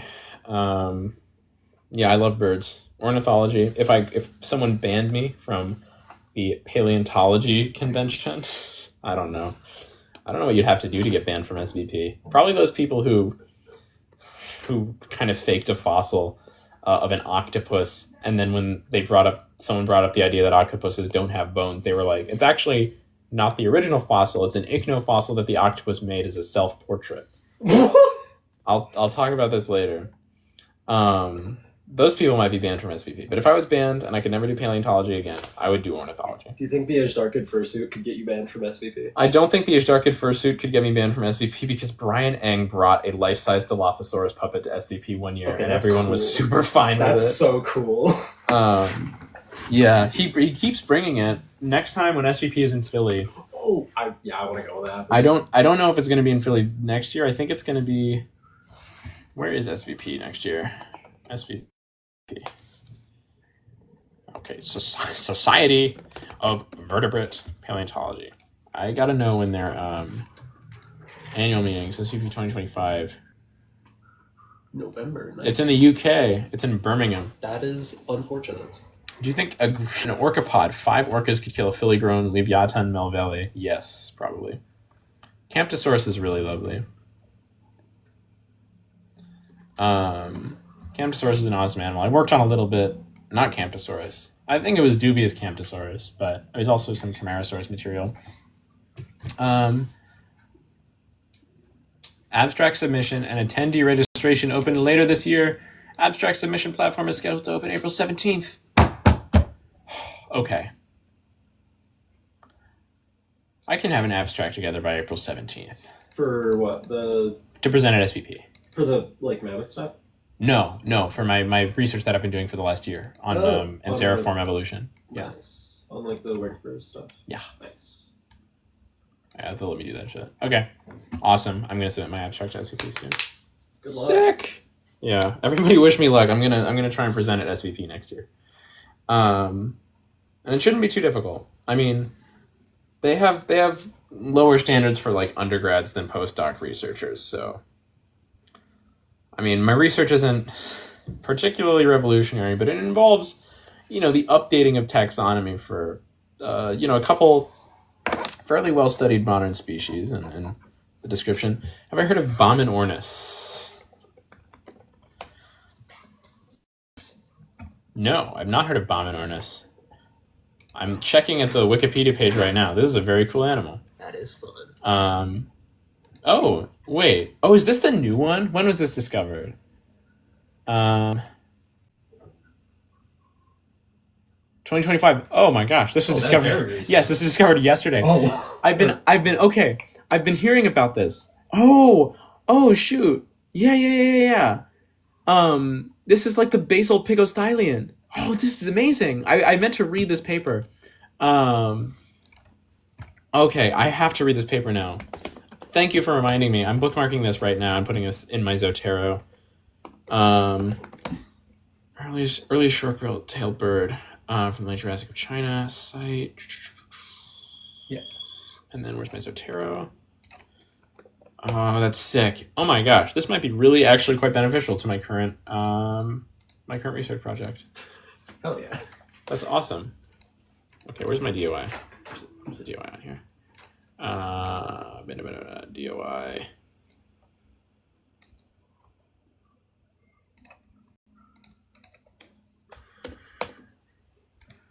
Does this work? Nope, that is a different paper. Cite this article. Oh, there we go. There's the DOI. Okay. Concavenator is fun to say. Yeah. Bomminornis is awesome. That's really awesome. I thought you were talking about what's it called? Garganornis balmani for some reason. Just because I've had Garganornis balmani on the brain because it's one of the main species that I'm writing about right now.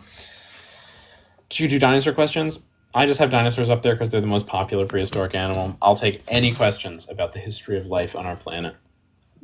I'm not as familiar with Cenozoic life. I might have to get back to you in about 6 months because I'm going to be doing a 3-month Cenozoic field expedition starting in May. Do you think it's accurate orcas really have 19,000 psi? I don't know how they measured that. If they measured it from a biomechanical standpoint, that has kind of we're getting better at it, but there is definitely a margin of error with that. But if they did an actual like a physical instrument based bite force analysis of an orca, then I don't doubt that that's accurate. I'd have to be familiar with the way that they obtained that result to really comment on it. I think there's definitely a way to yield an accurate measurement. Has the imperial mammoth been lumped in with the Columbian mammoth? Let's check. Google Scholar. Imperial mammoth.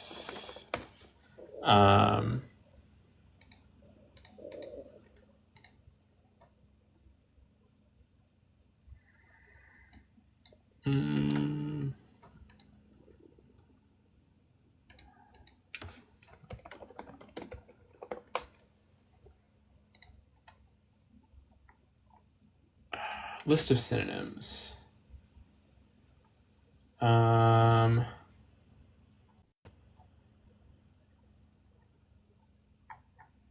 Yeah.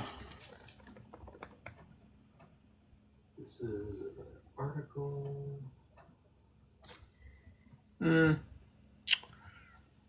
Mammuthus.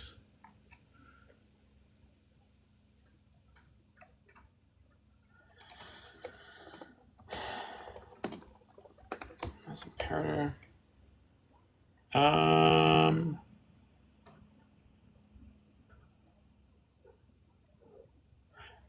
I'm getting mixed results. I'm getting mixed results. Some spots say that it's lumped in. I think it might be up for dispute currently. Is my pet pigeon a dinosaur relative? Your pet pigeon is a dinosaur. That's so cool that you have a pet pigeon. Yeah, I've been meaning to get a pet pigeon for a while. Were any of the flying pterosaurs capable of writing How to Train Your Dragon style? Pterosaurs were really, really super light. So probably not. I doubt a pterosaur could lift up a person, just because basically every pterosaur was adapted for carrying its body weight and not much more. And also their center of gravity was much closer to their head than it was to their body. So if you like sat on the back of a pterosaur, I don't think it would be able to fly. Which is unfortunate. That does kind of suck. Sorry to burst your bubble.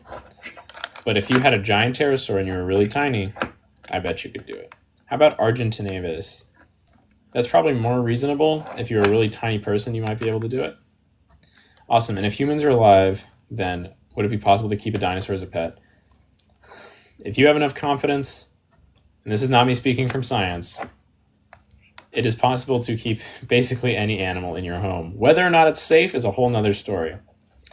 I think there are definitely some dinosaurs that are small enough to not be dangerous to humans that would probably be kept as pets if they were still around. And I also think that some people would do the same thing that they do to large theropods, that people do to bison in Yellowstone, where they just run up to them. What's the dinosaur that had the most teeth? Really any one of the hadrosaurs. Some people have crocodiles. I know. I used to live near a crocodile farm. Do you think if Quetzalcoatlus and other pterosaurs lived today, they would be hunted or poached? Absolutely. You know, honestly, if dinosaurs were around today, they would probably be some of the most threatened species on Earth. Wait, that's not the name? No, it's kind of ambiguous among hadrosaurids. Because they went through a lot of teeth in their life, and they had these great big dental dams that they would grow and then drop. If you're thinking of a specific sauropod, it's Nigersaurus.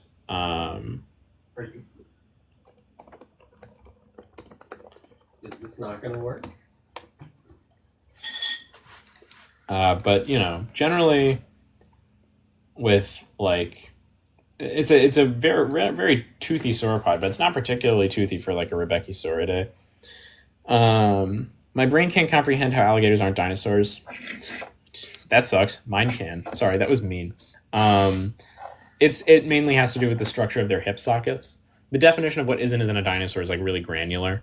It's less like vibes based thing and more about like a box check system. Could you arm wrestle a T-Rex? Absolutely not. Despite T-Rex arms being small in comparison to the body, they were larger and more well-muscled than a human arm. I don't think The Rock could successfully arm wrestle a T-Rex. They didn't have the degree of wrist mobility that we did too, which means like it would be like wrestling a 2x4. My favorite dinosaur is the Therizinosaurus. That's my boyfriend's favorite dinosaur. It's really awesome and lovely. They are so dinosaur looking. They're more in line with the Pseudotsuchians than they are to the earliest dinosaurs, actually. The earliest dinosaurs probably looked a lot more like birds than crocodiles. Crocodilians are more closely related to dinosaurs than any living reptile. But in regards to extinct reptiles, the pterosaurs are actually much more closely related to dinosaurs than the dinosaurs were to crocodilians. Crocodilians aren't super closely related to dinosaurs, and they look really bizarre compared to other Pseudotsuchian reptiles because all the modern crocodiles and their relatives that we see around today are adapted for life in the water. So they have really highly reduced gum tissue, for example. Their mouths are very water specialized. Their teeth stick out of their jaws. Who is Alex Pereira? Okay, what the fuck? Okay, so I'm trying to track down a source. The Brazilian MMA guy? So... Oh shoot, he's 12-2-0? Okay. I think he could probably last longer against a Utahraptor than most people, which is to say like maybe 10 seconds. So I'm trying to track down a source for that Orca Bite Force thing. Yeah. And the like most things I've seen have led me to this one article that cites a source that is now a dead link. Oh shoot. So no. I have no idea. like a 6'5" Amazonian UFC fighter. Do you think there's any dinosaur-like creature yet to be found on land or underwater? Not living, but I definitely think there's unique fossils, and I think there are definitely new groups of animals left to discover. Yes, avians, birds, are dinosaurs, so dinosaur nuggets are made of dinosaurs. I am my freshman year, and I'm planning on going into class from paleontology starting junior year. Good idea. I love paleontology. What dinosaurs lived in Arizona in the Morrison Formation? A lot of sauropods and some allosaurid theropods. Advice on what places to interview, like to get a job, or definitely look at local museums. Depends on where you are, but getting experience in natural history museums is super transferable. Even if you're working in a non-paleontology related department, if you're learning like curatorial skills, that's going to be able to transfer to paleontology experience. Do you think that if dinosaurs never went extinct, they would evolve into intelligent species? Not really. There's not a ton of selective pressure to become that much more intelligent and to get bigger brains, because it's a lot of energy consumption. You know, it's something that is going to cost you more calories without necessarily returning you more calories from the food that you eat. When is the next dinosaur update releasing? Shoot, we just had that Pygo-style bird thing found yesterday. I kind of want to email the person whose blog was linked. Email them. Okay, Yeah. I'm really curious about this now. But I gotta say, probably the next really huge influential paper that's going to come out is the Ibrahim paper that's been teased for later this year. Why was Dilo given that fin thingy and spit venom in JP for a fear factor? In the book, Michael Crichton wanted to make the point that we couldn't predict the behavior of extinct animals, and when we clone them, it's dangerous. And then they wanted to make it visually distinct from the raptors, but they also wanted to make it small. So they gave it a frill, which is so stupid to me, because it's way bigger than the raptors in real life, and it would have been super visually distinct if it was just done accurately. Do you think science can bring them back in our lifetime? No. What does gay people have to do with dinosaurs? I just think that queer people should be encouraged in science, because they're like incredibly erased from both scientific history and modern representations of science. But there's a lot of wonderful, wonderful queer people who do a lot of wonderful, wonderful things for the paleontological community. And despite that, a lot of spaces that discuss paleontology in an informal way are super homophobic. So I wanted to be known that this is an area where, both as an ambassador of the scientific community and just as a person, I want to make it very clear that if you're queer, I'm not going to dismiss you or kick you out, or just be just a jerk to you, because that's something that I've dealt with a lot, and I don't like it. So I want to make sure that everybody else is cool here. What's the most accurate dinosaur movie? Prehistoric Planet, for sure, is the most updated science of any film representation of dinosaurs. What animal would be preyed on most if theropods existed today?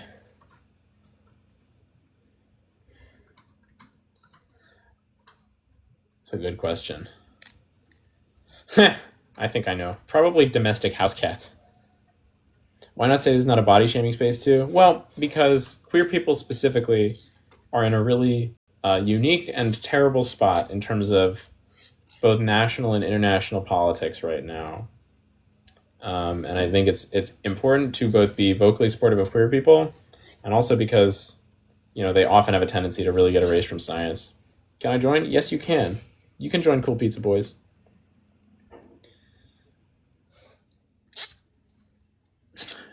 Not inclusive, then. I didn't say this is not a space where you can body shame people. Obviously, that falls under being a jerk, but I just want to be very specifically and explicitly supportive of the queer community. Welcome up, Jonesy from Fortnite. Yo, what's up? I got a serious question, okay? I was debating my roommate with this, okay? I told him 3 Triceratops could beat 1 T-Rex. I said that they could fucking that shit up. On God. Yeah, I think they could fuck that shit up on God. Oh my God, bro. This guy. I think that's really true. Yeah, important questions. Hell yeah. Yeah. Usually, what do you think about people on TikTok saying dinosaurs don't exist? I'm incredibly frustrated and unfortunately very entertained by them. All right, welcome up Luna Too High. I spend a lot of time talking to people who don't think dinosaurs exist, and I rarely get anywhere with them. Wait, there's people that believe dinosaurs don't exist? Oh, yeah. I had 2 of them back to back on my last stream, and it was really frustrating. One of them was a flat earther, and one of them was like a young Earth creationist. Oh. I haven't heard that word in like years. Young Earth creationist? Jeez. Yeah. But what's your favorite dinosaur game? I just want to know. My favorite dinosaur game? Ooh. Okay, well, it depends on how broad you are with your definition of dinosaur game. Like it could be anything, like Park Builders, like Prehistoric Kingdom. I love Prehistoric like anything. Kingdom. I love Prehistoric Kingdom. I use it less as a park builder and more as a dinosaur anatomy reference, to be honest. Like, I'll just take a bunch of screenshots of the models and use them as like references when I do paleo art, because it's super useful for that. But I do like making my parks very pretty. I started building a Prehistoric Kingdom park with the aim of representing every single geological formation that all the animals could possibly be from, and then my computer started crashing whenever I opened it because it got so big.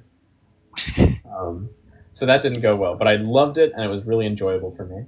I like the Isle a lot, and I don't know if you're going to consider this a dinosaur game per se, but I think Monster Hunter really captures a lot of like the spirit of paleontology and science and like specimen collection and all of that.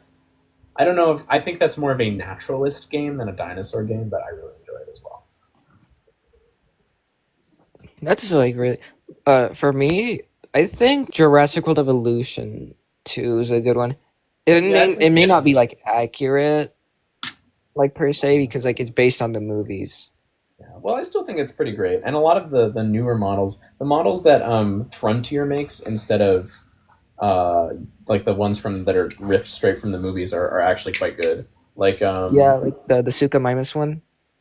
Yeah, the Suchomimus one is great. That was actually designed by a really famous paleo artist from the early 2000s. His name was Julius Cittogni.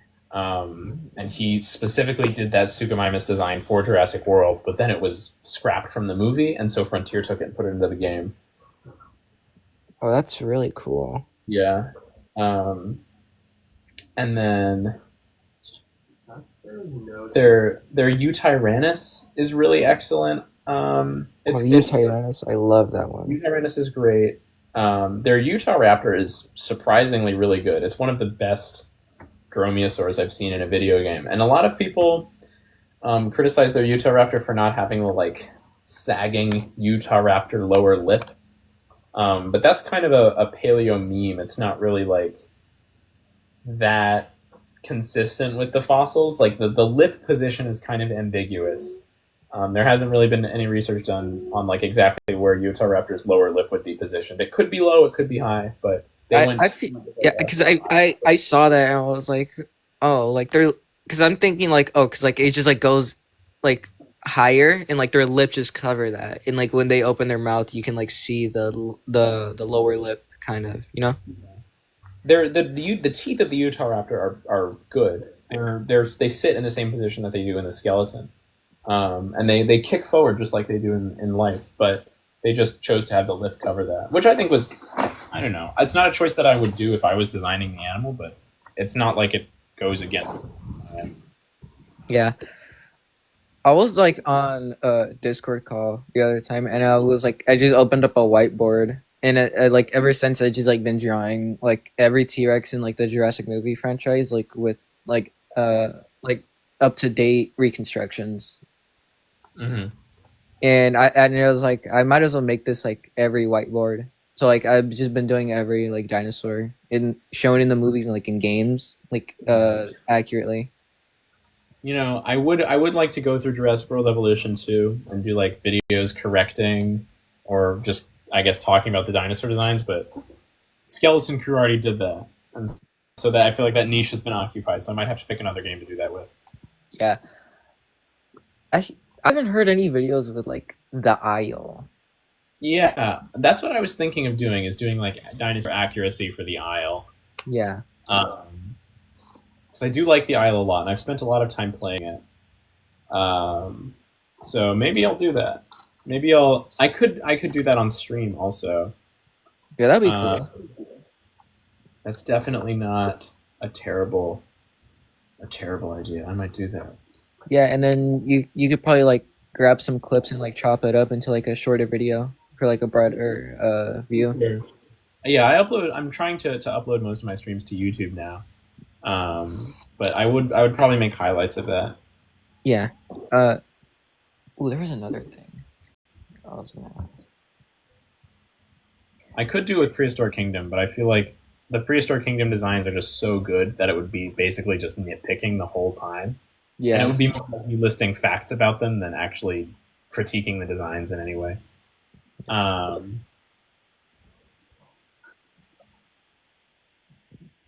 mean, like, what are your thoughts on like the paper on Saurophaganax of being a chimera? I think it aims to solve a problem that it didn't solve, but I don't have like strong opinions either way. I think Saurophaganax is probably chimeric, but I don't know if it was responsible for them to name a new species of Allosaurus based on such limited material. I think they could have just had Saurophaganax be the sauropod and then have the Allosaurid material be Allosaurus indeterminate. I don't think they had to name a new species. Because there's just so little to go off of. It's so fragmentary now, and we don't even know if that Allosaurus material is all from the same individual.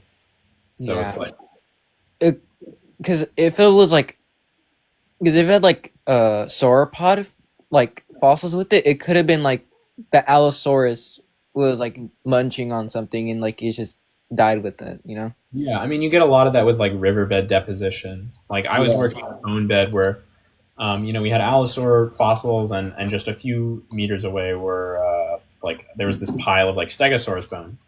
Unfortunately, there was a distinction there, but it was a riverbed, and so all those bones get swept together as the river flows, and they kind of all get fossilized in a bunch, and you have to sort them out and identify them. And I'm sure they got misidentified primarily because I think when they were first digging there, they found the Allosaurid stuff. They assumed it was just one individual Allosaurus or Allosaurid, and they were like, okay, these bones look similar to Allosaurid bones, which they do because both sauropods and theropods have very similar vertebrae, surprisingly. But I guess they just didn't assess them closely enough because, there are distinctions there. Yeah. Well, it was fun talking to you and discussing all these things. It was nice. Thank you.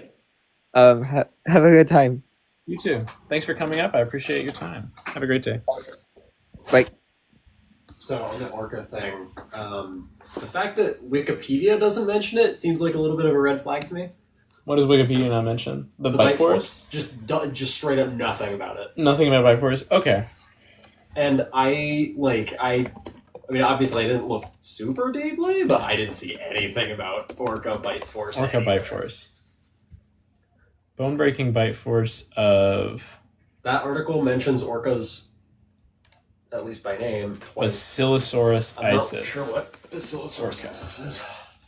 Orca is mentioned twice, and neither is in a biting context. It's just a diet you're context. right. You read the Basilosaurus article. Okay. Yeah. 55th Orca Congress. That's not... I know. Yeah. I didn't look much farther than that, but Colin, in terms of scholarly stuff, Colin Taliaferro says, read Bible. I've been there, done that. Yeah, I started reading the Bible, and I got into the part where Jesus says, among us, and then I couldn't finish it because I thought that was really funny. Right. Oh, yeah.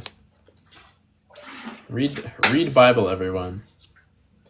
I mean, it's really interesting in terms of, something to look at for literary... I think the Bible is really interesting as a piece of literature, but I don't think anybody should... Historical text, for human history. It's quite similar to Gilgamesh in terms of its impact. I think it is a really important story to look at and read and understand to a degree. But I don't know. I don't think you should really create a fandom around it in the way that people have. I don't think it's a really healthy relationship to have with those characters.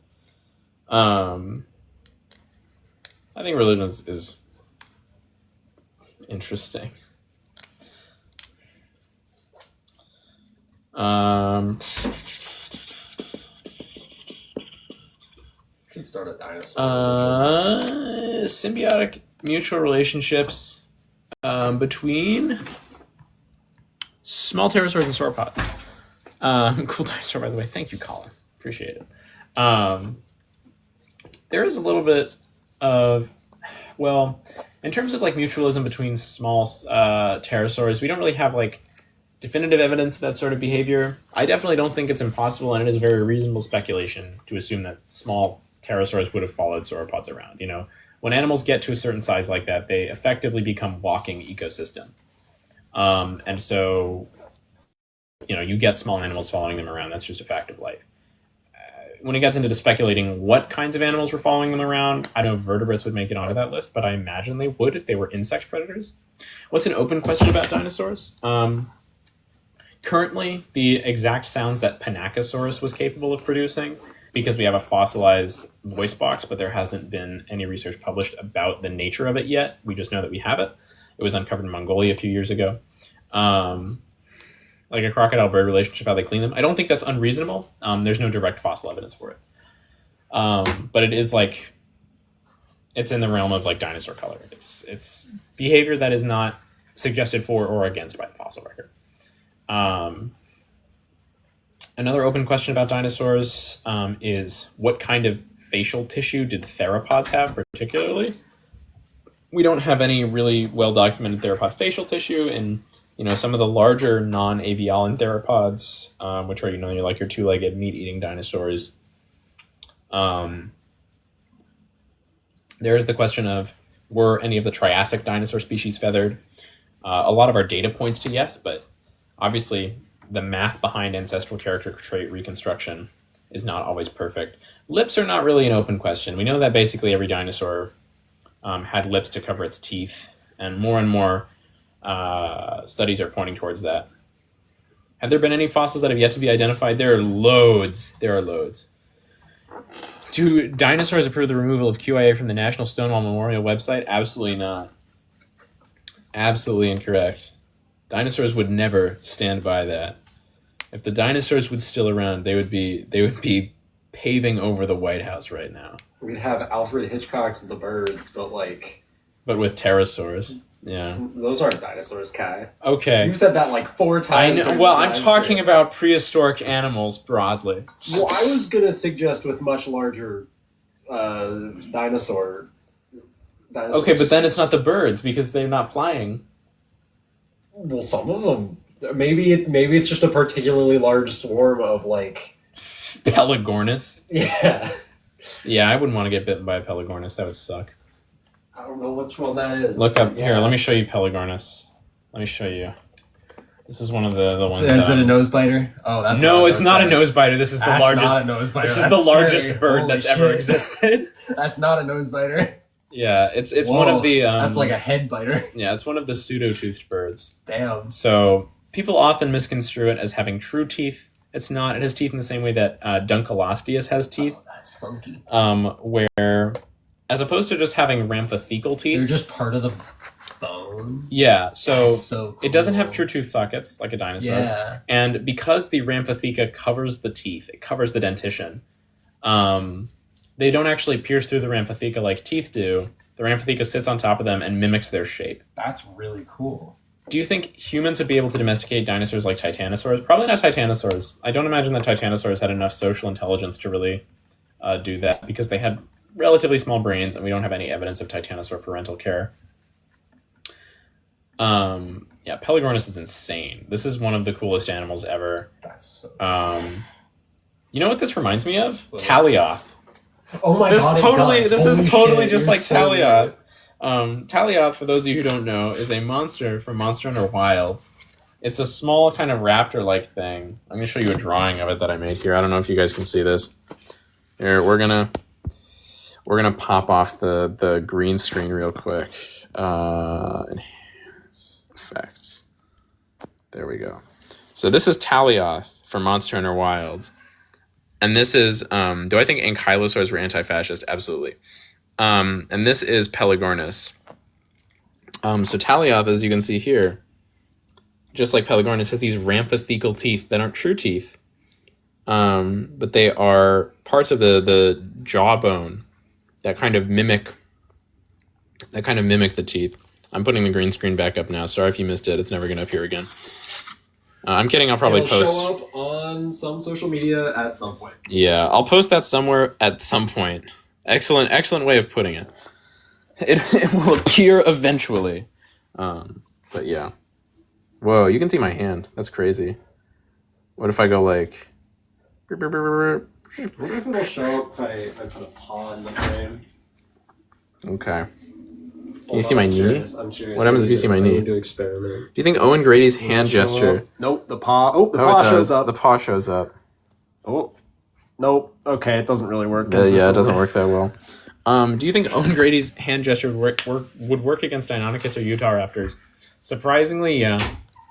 That kind of hand gesture is pretty useful when it comes to making yourself appear bigger and scarier to like large rat-type birds, which are probably more intelligent than a lot of the dromaeosaurs, particularly because flight is a kind of a catalyst for brain development, and we see a way higher encephalization quotient in the flying birds. So I think rat-types would probably have a similar reaction to it as dromaeosaurs do. I'm not advising you to go out and do that hand gesture against rat-types. Please don't take any of what I say here as genuine self-defense advice if you're dealing with giant ground-dwelling birds. Opinion on megaraptors, I think they're really cool. Bum,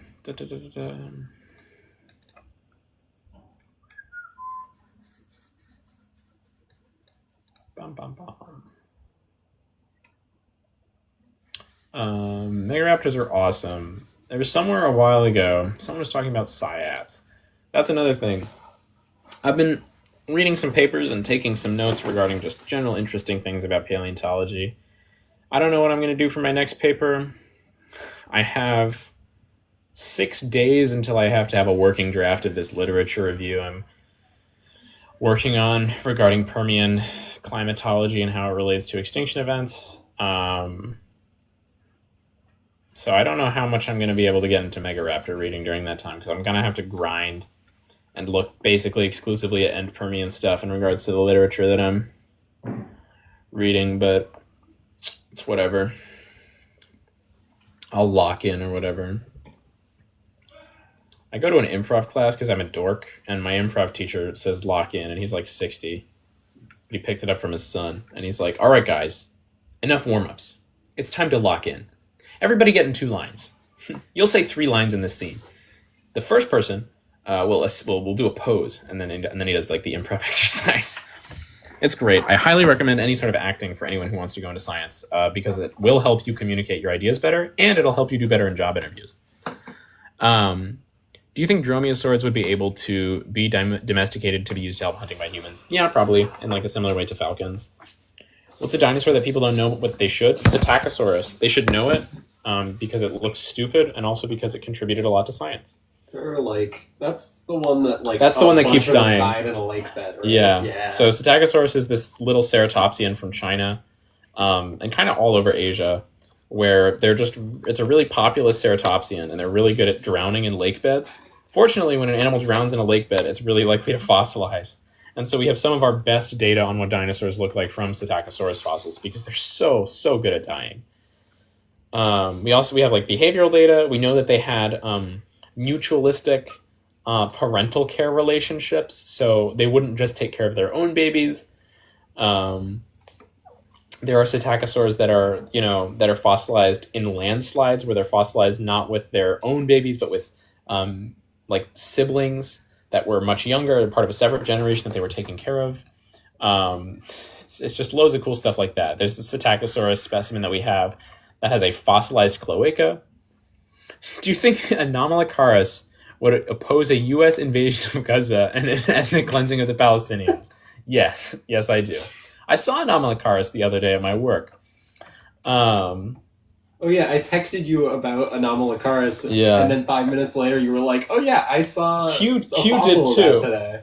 Q did too. I sent her a picture of that Anomalocaris, and she said, "I'm listening to Evanescence right now with the same Oh my song." god! It was so cool. I had no idea we had an Anomalocaris, and I was walking around, and I want to see that next time I go over there. it's not a complete Anomalocaris. I still want to see it. It's a fragment of the cephalon. I still want to see it. Yeah. But for those of you who don't know, Anomalocaris is this giant, relatively giant. It's about 3 feet long. Closer to 2. It's like a 2 foot long giant Cambrian arthropod. Is it an arthropod? I don't want to be stupid. I'm 90% sure Anomalocaris is an arthropod. It is a arthropod. It's a radiodont arthropod. And it's a really, really amazing animal. It's so cool. Do you think Tyrannosaurus Rex would be a Republican or Democrat? I think Tyrannosaurus Rex would be in favor of establishing a vanguard party and then eating everyone in the current government. After which point the vanguard party would dissolve and we would give way into like a social democracy, I feel like. I generally get the idea that T-Rex would be in favor of probably like some form of socialized medicine, but also not that socialized because it would probably want to eat people and not face consequences from it. Yeah, so cute. I would keep one as a pet. Yeah, Anomalocaris is awesome. I tried to draw an Anomalocaris the other day from no reference. That's a lie. I had the fossil in front of me, but it looked really bad because I was just referencing this tiny fragmentary fossil, and then I suddenly felt like those 1800s paleontologists, and I was like, this is why they were doing dinosaurs so bad because they didn't have the whole thing in front of them. We have so much access to literature now. You can compare your fossil to all the other specimens from that species around the world in an instant. If I was an 1800s paleontologist and I found a jawbone, I had access to my personal library, and that's it. I would have to write a letter that would be carried by pigeon or something like that to Sir Humphrey the Glebor in England, and he would draw me a picture of his bone, and then he would send that back to me, and I would have to picture of his bone. You say? Yeah, there's a big overlap between paleontology and I guess homosexual dirty talking over the letters in the internet with people. With people drawing over the internet in the 1800s over the pigeon with people drawing each other's bones. Jesus.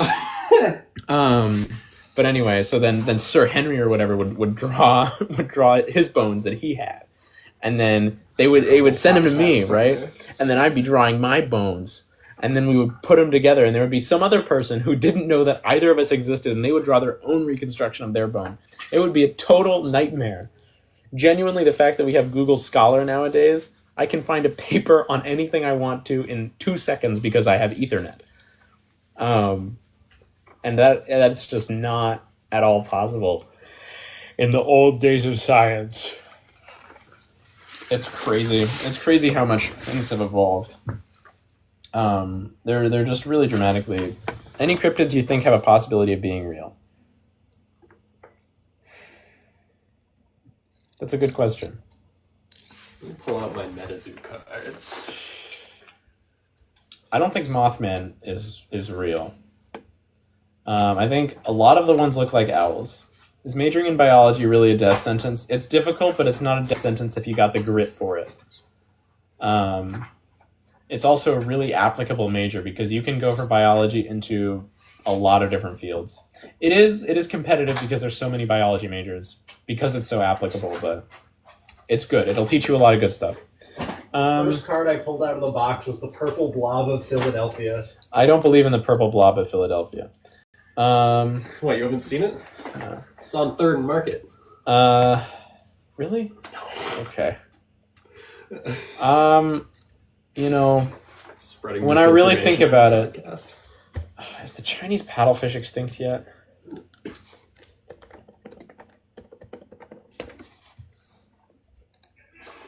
What is the jug doing there? Yeah, the Chinese paddlefish.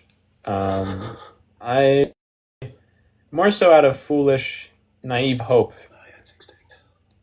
More than anything, I do want to believe that the Chinese paddlefish still exists. I think it's a beautiful animal, and I can't bring myself to really think that something that is so perfect and amazing and interesting is gone forever. I'm going to major in biochem. Biochem's awesome. There's a really lovely biochemist that I used to work with in high school. I worked as a camp counselor because she worked in and now runs a lab where we taught some young students, including myself, really fundamental principles of science, and we used a lot of biochemical applications there. And I became more scientifically literate there than I did throughout 4 years of high school. Favorite dinosaur? Acrocanthosaurus. Teach a dumb chemist about dinosaurs. Go ahead, what's your favorite? My favorite is Acrocanthosaurus. It's really awesome. Great big carnivore from the southern United States of the Middle Cretaceous. Chemists are awesome. I do love a chemist. Some of my greatest mentors have been chemists. It's a really awesome field. Thoughts on raptors mimicking like parrots? I ran a D&D one-shot, which turned into a two-shot that involved troodontids, and I was playing with them mimicking, but I feel like within paleontology communities, that idea of dinosaurs mimicking in a cool way is kind of played out, so I decided not to do it, but... Cool-ass one-shot, by the way. Yeah, I'm going to do it again. Mark my words. It was really fun. Yeah, I want to try and run an in-person version of it. What flavor do you think an Acrocanthosaurus would prefer? What flavor Zin would it prefer? What flavors of Zin are there? There's 10. Okay. Oh, yeah. Are you... Okay. I can accept cookies on the Zin website. I went to the Zin website and there's a million. $5 a tin? Mint. Wintergreen, spearmint, cool mint, citrus, peppermint, cinnamon? What is smooth? A completely unflavored pouch. Chill. Unflavored with a slight chill. Coffee? Menthol. Okay, so they're all mint. Probably the cinnamon... The cinnamon one, because dinosaurs could not taste capsaicin. Iguanodon is the best dinosaur, changed my mind. Iguanodon is the only dinosaur, besides anything at Aviale. Iguanodon is the only non-Maniraptoran dinosaur to make it onto one of my formal presentations as an illustration, because it's a really excellent example of convergent evolution in four-limb weaponry of archosaurs. Could Elasmotherium fend off a Ceratosaurus? Elasmotherium. I don't know. Those are really different animals, and they're... I hate paywalls. I've tried to pull up the Elasmotherium description, and none of these papers are accessible. Log in through your institution. Okay, we're not going to actually formally read the Elasmotherium description right now because I can't access it. Yeah, so reptiles, in most cases, as far as I'm aware, birds especially don't taste capsaicin, and this is interesting, and it's been observed.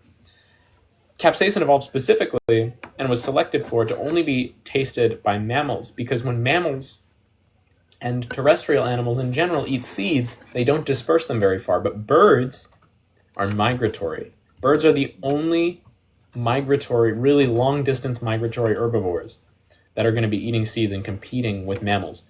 So when birds eat spicy fruit, they won't have anything that has to do with it. They won't care. They'll just keep going. And then they'll fly many, many miles away, poop it out, and then those seeds will be dispersed much farther and they'll be more successful.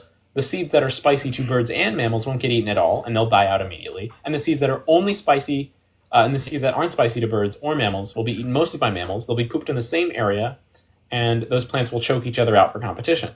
So it's really no wonder that capsaicin's been is a chemical that is produced so ubiquitously by a bunch of different spicy plants, because it's so beneficial, because birds can't taste it, but mammals can. All right, we have the last guest of the night. Welcome up, Tyler Bond Music. Hey, buddy. I'm not really here to debate anything, but no worries. You can just come up and talk and ask questions. There's nothing. Yeah. If you study dinosaurs, that's really dope. I'm a conspiracy theorist kind of person. Sure, you've had this before in your life. What are the the meeting points of dinosaurs and dragons. Can you speak a little bit on that topic of dragons and dinosaurs? Well, yeah. So dinosaur is what we call a taxonomic term, which means it denotes a group of animals that evolved from a common ancestor. The thing about dragons is it's such a broad and non-specific term that it's not really useful scientifically. Like a person, if you showed a person, like a European peasant, a crocodile, and they didn't know what a crocodile was, I'm sure that they would call that animal a dragon. But you or I would not call it a dragon, I'm sure, because it's kind of a subjective term. It refers to really anything that falls outside of what we would consider biological norms. And because of that, it's not useful scientifically.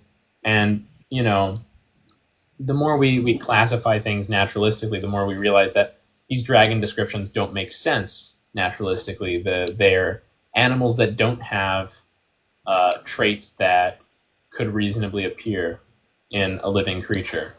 In terms of the way that we find dinosaur bones, because we find a lot of articulated skeletons and stuff like that, we're pretty confident in the way that we reconstruct them. And it's also substantially unlikely that interpretations of dragons in myth are based on paleobiota of the area rather than, living animals that coexisted with those people, because basically every dragon that comes from a given culture takes inspiration not from extinct animals that we found there, but from living animals that can still be documented today. That's a fair basis. I know that the Chinese dragon, so a lot of people bring up the Chinese zodiac of why all of the other animals are actual animals, and there's a dragon within that animal. But I think that has to do with possibly like shooting stars. There is a thing though. If I may butt in, I'm sorry to interrupt. Yeah, go ahead. Alligators, really large alligators, used to be really widespread throughout China in the ancient world, and now they're almost entirely extinct in most of Asia. So I think another possible explanation for that is reports of rare and vanishing alligators that could have gotten described as dragons, and that's another potential explanation for that. So what about the flying aspect of the dinosaur? So dinosaur is relatively a new term. I think it was established along. 1800s, I think. It was established along with a lot of other taxonomic terms in the 1800s, because that's when we as a culture, and by culture I mean like broad human culture, we're getting really into classifying different groups of animals. So you can say that about most really broad descriptive terms for groups of animals. Like we didn't have Latin names for a bunch of animals until around that time. Does that mean that specimens of those animals didn't exist in laboratories? Absolutely not. It just means that that's when the name was coined.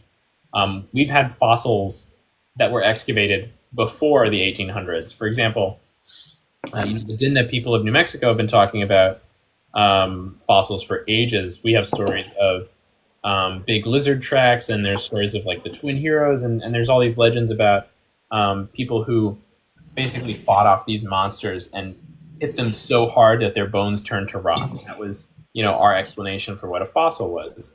So fossils have been found for ages. There's not like kind of this global conspiracy, I think, to put fossils into the ground in the 1800s, because that's just kind of preposterous considering that we have fossils from before that. So there is human recollection of these giant lizards from many cultures, many cultures. 1700s, like I said, 1800s is when they really changed the name from from dragon to dinosaur, at least biblically. That has been changed. Dragon is mentioned in the Bible, and I'm agnostic. I am not religious at any point in stand.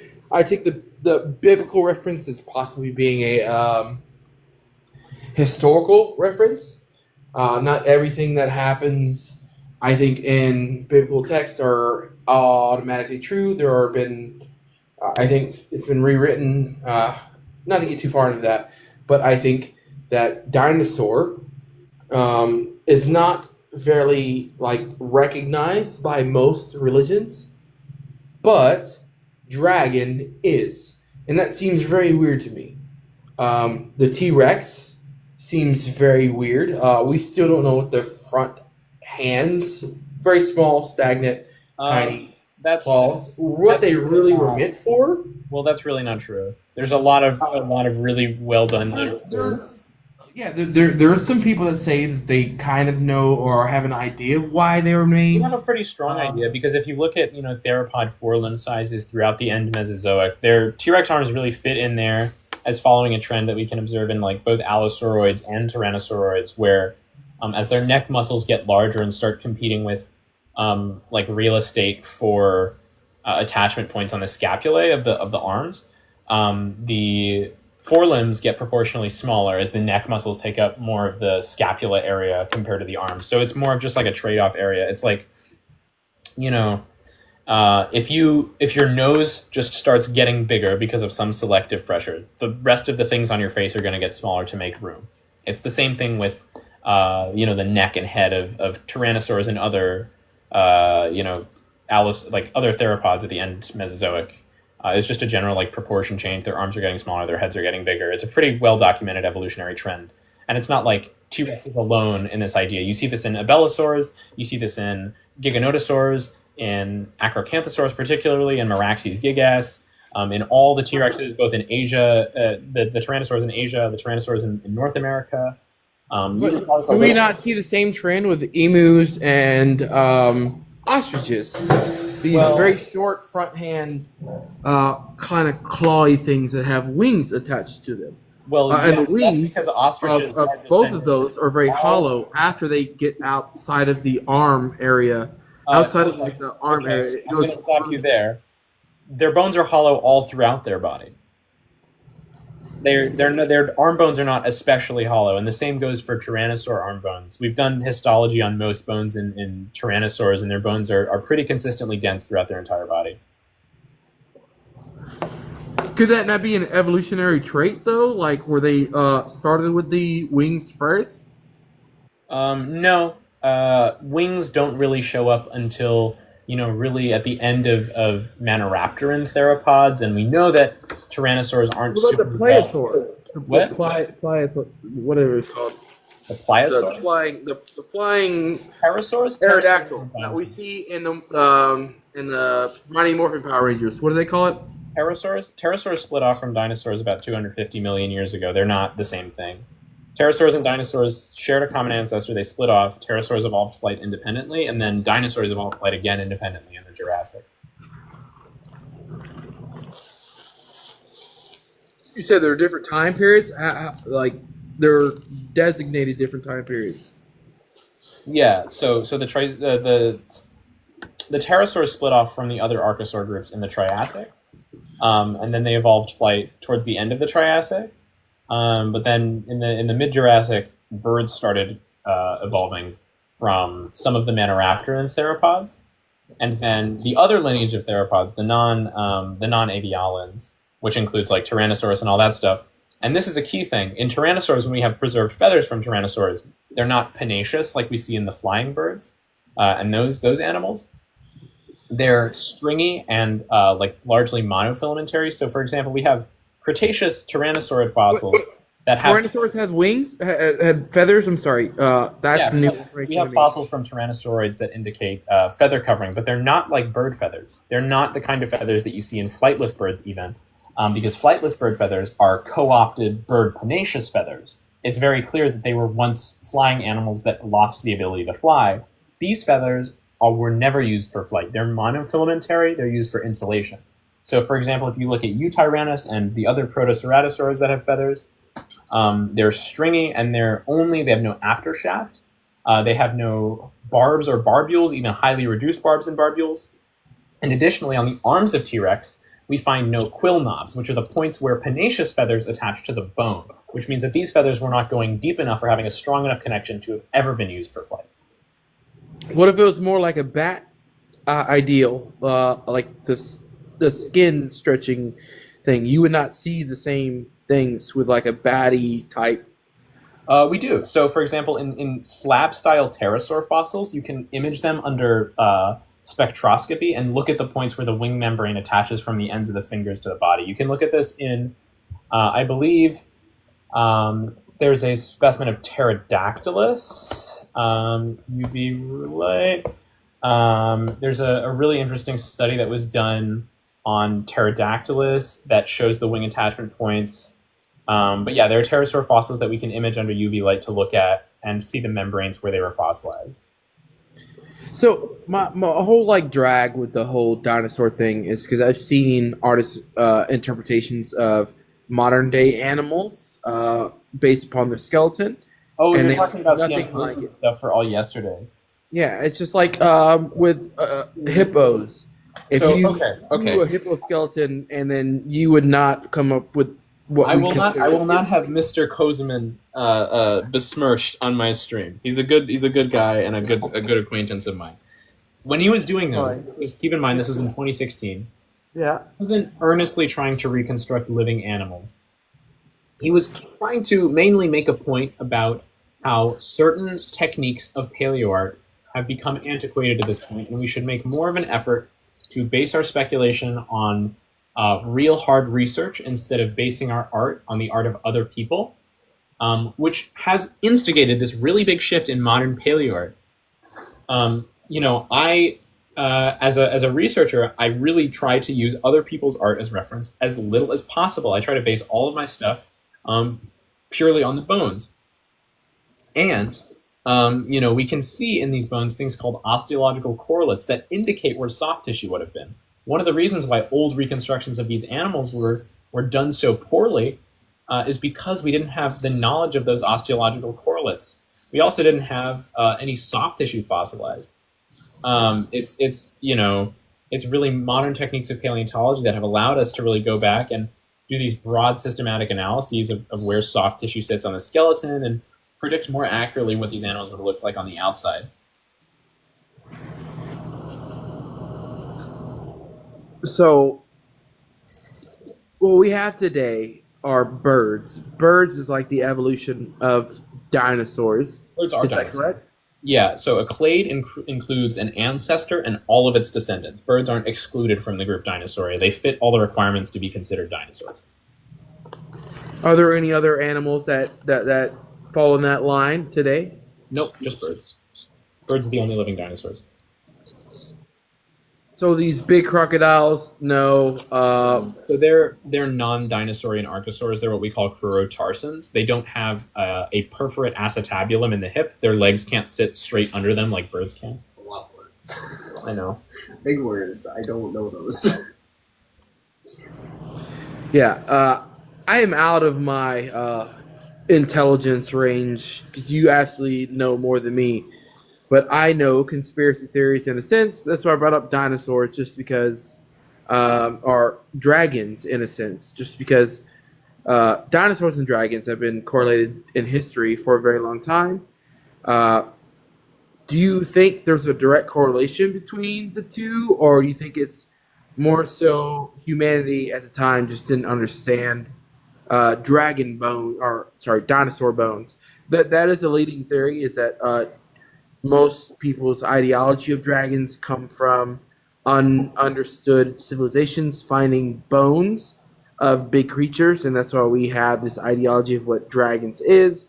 And within at least of the Chinese understanding, it's more like comets or asteroids in the sky.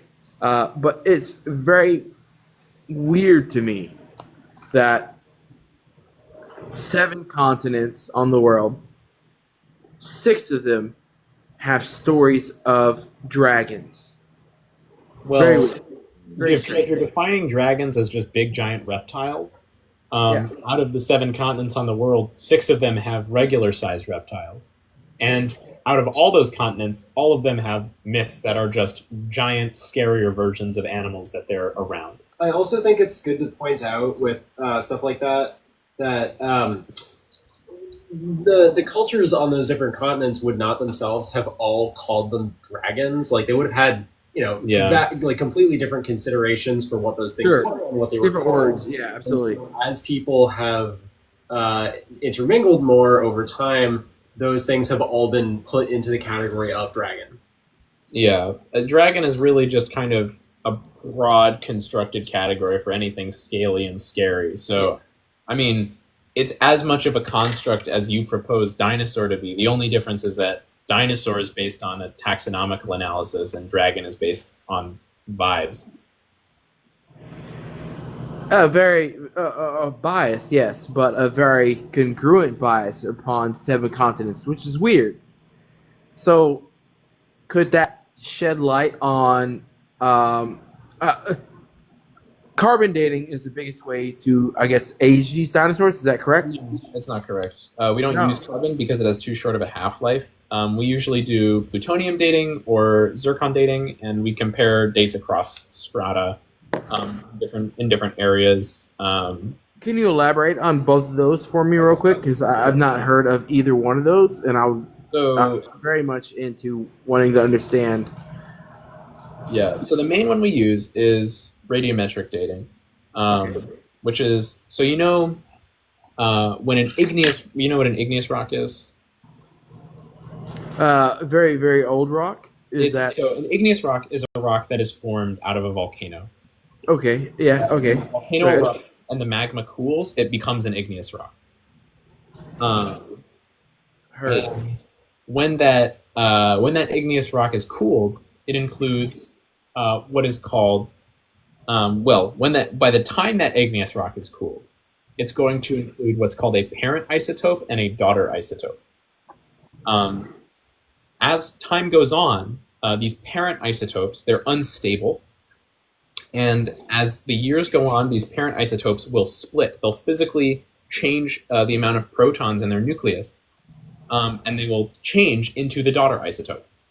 And this takes a long time, and it's also it's also relative to the amount of the parent isotope there is. So if you put 100 grams of a parent isotope in a room for 10 years, you're going to have 50 grams of that parent isotope, right? For example, if you put 10 grams of that parent isotope in a room for 10 years, you're going to have 5 grams of that parent isotope because it's relative to mass. Well, assuming it has a half-life. Half of it is relative. What? Yeah. So it's relative to volume, so it's not a linear process. Okay. And the key thing that we use when we're looking at the rocks is that they've gone through processes that are they're non-reversible, and they're not able to be accelerated or slowed down by geological processes. So, for example, you'll see a lot of people arguing that radiometric dating is not accurate because it doesn't account for, like, quote, heat and pressure. If a igneous rock is subjected to enough heat and pressure to skew the amount of parent and daughter isotopes in it, it's no longer going to be igneous. It's going to be what's called a metamorphic rock. And if you date from a metamorphic rock, you're going to get incorrect results because it's gone through that change. We can identify igneous rocks as not having gone through that change. Sometimes we use crystals within igneous rocks to date, and those do occasionally yield error, but they always skew younger. Because when the crystals in igneous rocks are exposed to magma again, they repair some of the cracks in them that we use to date them. This is another method of dating where we look at a crystal that is formed within an igneous rock, and as the isotopes within decay, the crystal starts to crack. So, are these equations built upon today's oxygen levels versus carbon? Because we know that in history, previously, there were higher levels of oxygen. Isotope analysis yields pretty consistent levels of oxygen throughout the Mesozoic, and also in higher amounts of oxygen and carbon and various atmospheric conditions. Radiometric dating has never been observed to change rate in response to atmospheric gases. I think that's a fallacy, because I think that back in the day we had more oxygen these beings needed more oxygen. They There's no did, way you're for right. But we growth. also know that dinosaurs were larger because they had larger respiratory systems. They had diverticula, like modern birds, which we can evidence for. Their diverticula physically entered their skeletons. So you can look at sauropod bones, for example. I have my notes. Let me pull out my notes on sauropod diverticula. I just read a paper on this the other day. Oxygen levels are definitely higher to create such bigger beasts. There's just no. We've looked at stable isotopes from Mesozoic rock, and they were almost identical to what they were today. They were nowhere near the levels of the Carboniferous, which is when there was this big oxygen spike. But oxygen levels in the Mesozoic were consistent with stuff today. You can look at all the stable isotope analyses. There's no scientific backing for high oxygen in the Mesozoic. Dinosaur respiratory systems are just that much more efficient. They have, unlike mammals, which can't get as big, they have a cervical air sac in their neck that takes in additional air as they breathe in. They have an abdominal air sac near their hips, which takes in more additional air. And they can breathe just more efficiently and more frequently, just like modern birds. This is why birds can afford to have a higher metabolism and they can be so light. Dinosaurs were also much lighter. They had hollow bones. In terms of the actual mass a dinosaur of a given size would occupy, it would have to be, twice as large in terms of volume as a given mammal to weigh the same, right? Because so much of their skeleton was optimized for lightness. It just isn't okay. So if we're gonna go on that database, would it be possible for there to be a larger human? We have seen. So you're saying within the same oxygen levels, same carbon emissions that we have today, we have these giant creatures roaming the earth that were far bigger than even humans are. Yes. To say that we could not coincidentally have humans that were larger. Today, in our today's stand base of large humans, most of the larger humans are in the NBA. The NBA has seen 7'11" big guys terrorizing the NBA. These are the most athletic big people on the planet, and they have terrible side effects when it comes to health. Their knees just give out very quicker. Think about Shaq. These other really big human beings that are very, very, very big. Because the thing is, the largest mammals ever to live are around today. Yeah, sure. We have really, really huge mammals. Humans are barely able to live on that stature. Yeah, yes, there's a peak form. These big guys have very bad things that happen to them after they get out of their age. Because we are bipedal apes with hips that are co-opted for bipedality. We are not efficiently designed marvels. Humans are bipedal animals, and our bodies are not really designed to have so much weight on them. We don't have hollow bones. We don't have air sac diverticulae. There is obviously genetic variation within humans, right? But at a certain point, there is an upper limit to the vertical biped body plan, right? Humans can't hope to get as light compared in terms of mass to volume ratio as a reptile that's mostly air sac can.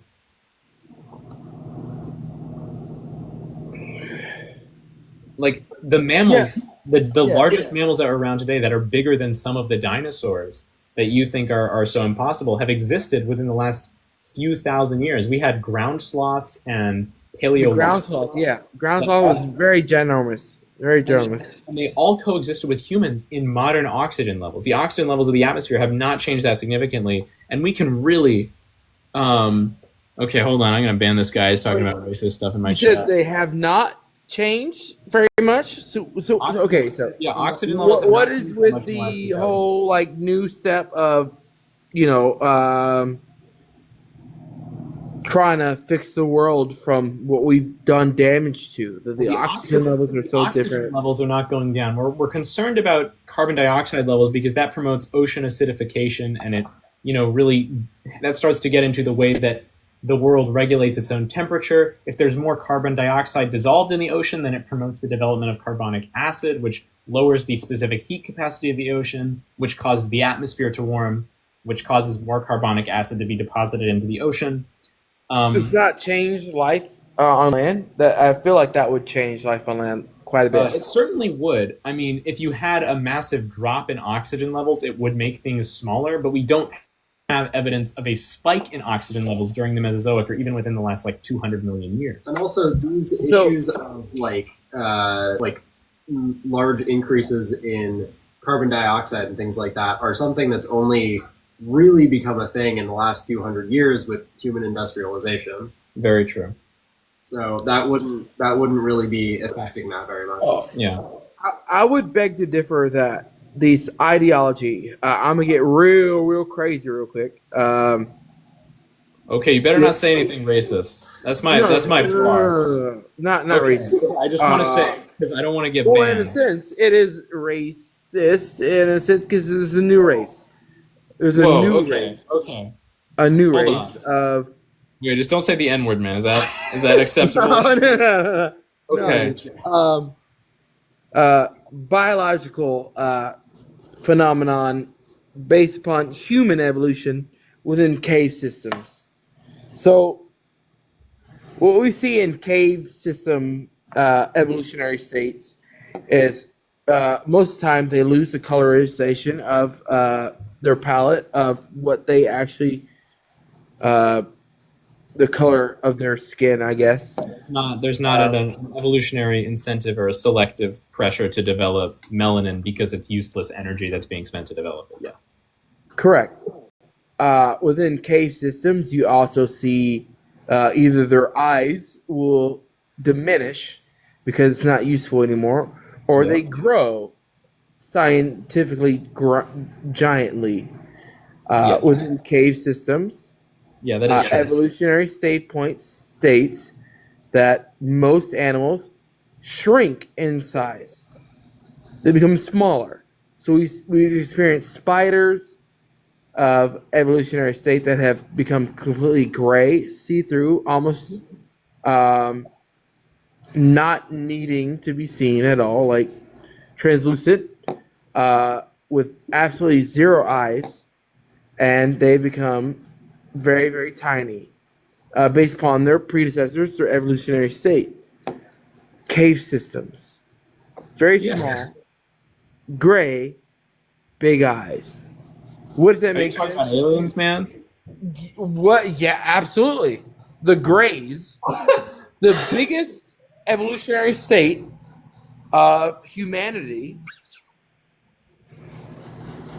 I'm trying to make understanding of why they're coming out of the ocean, all these things.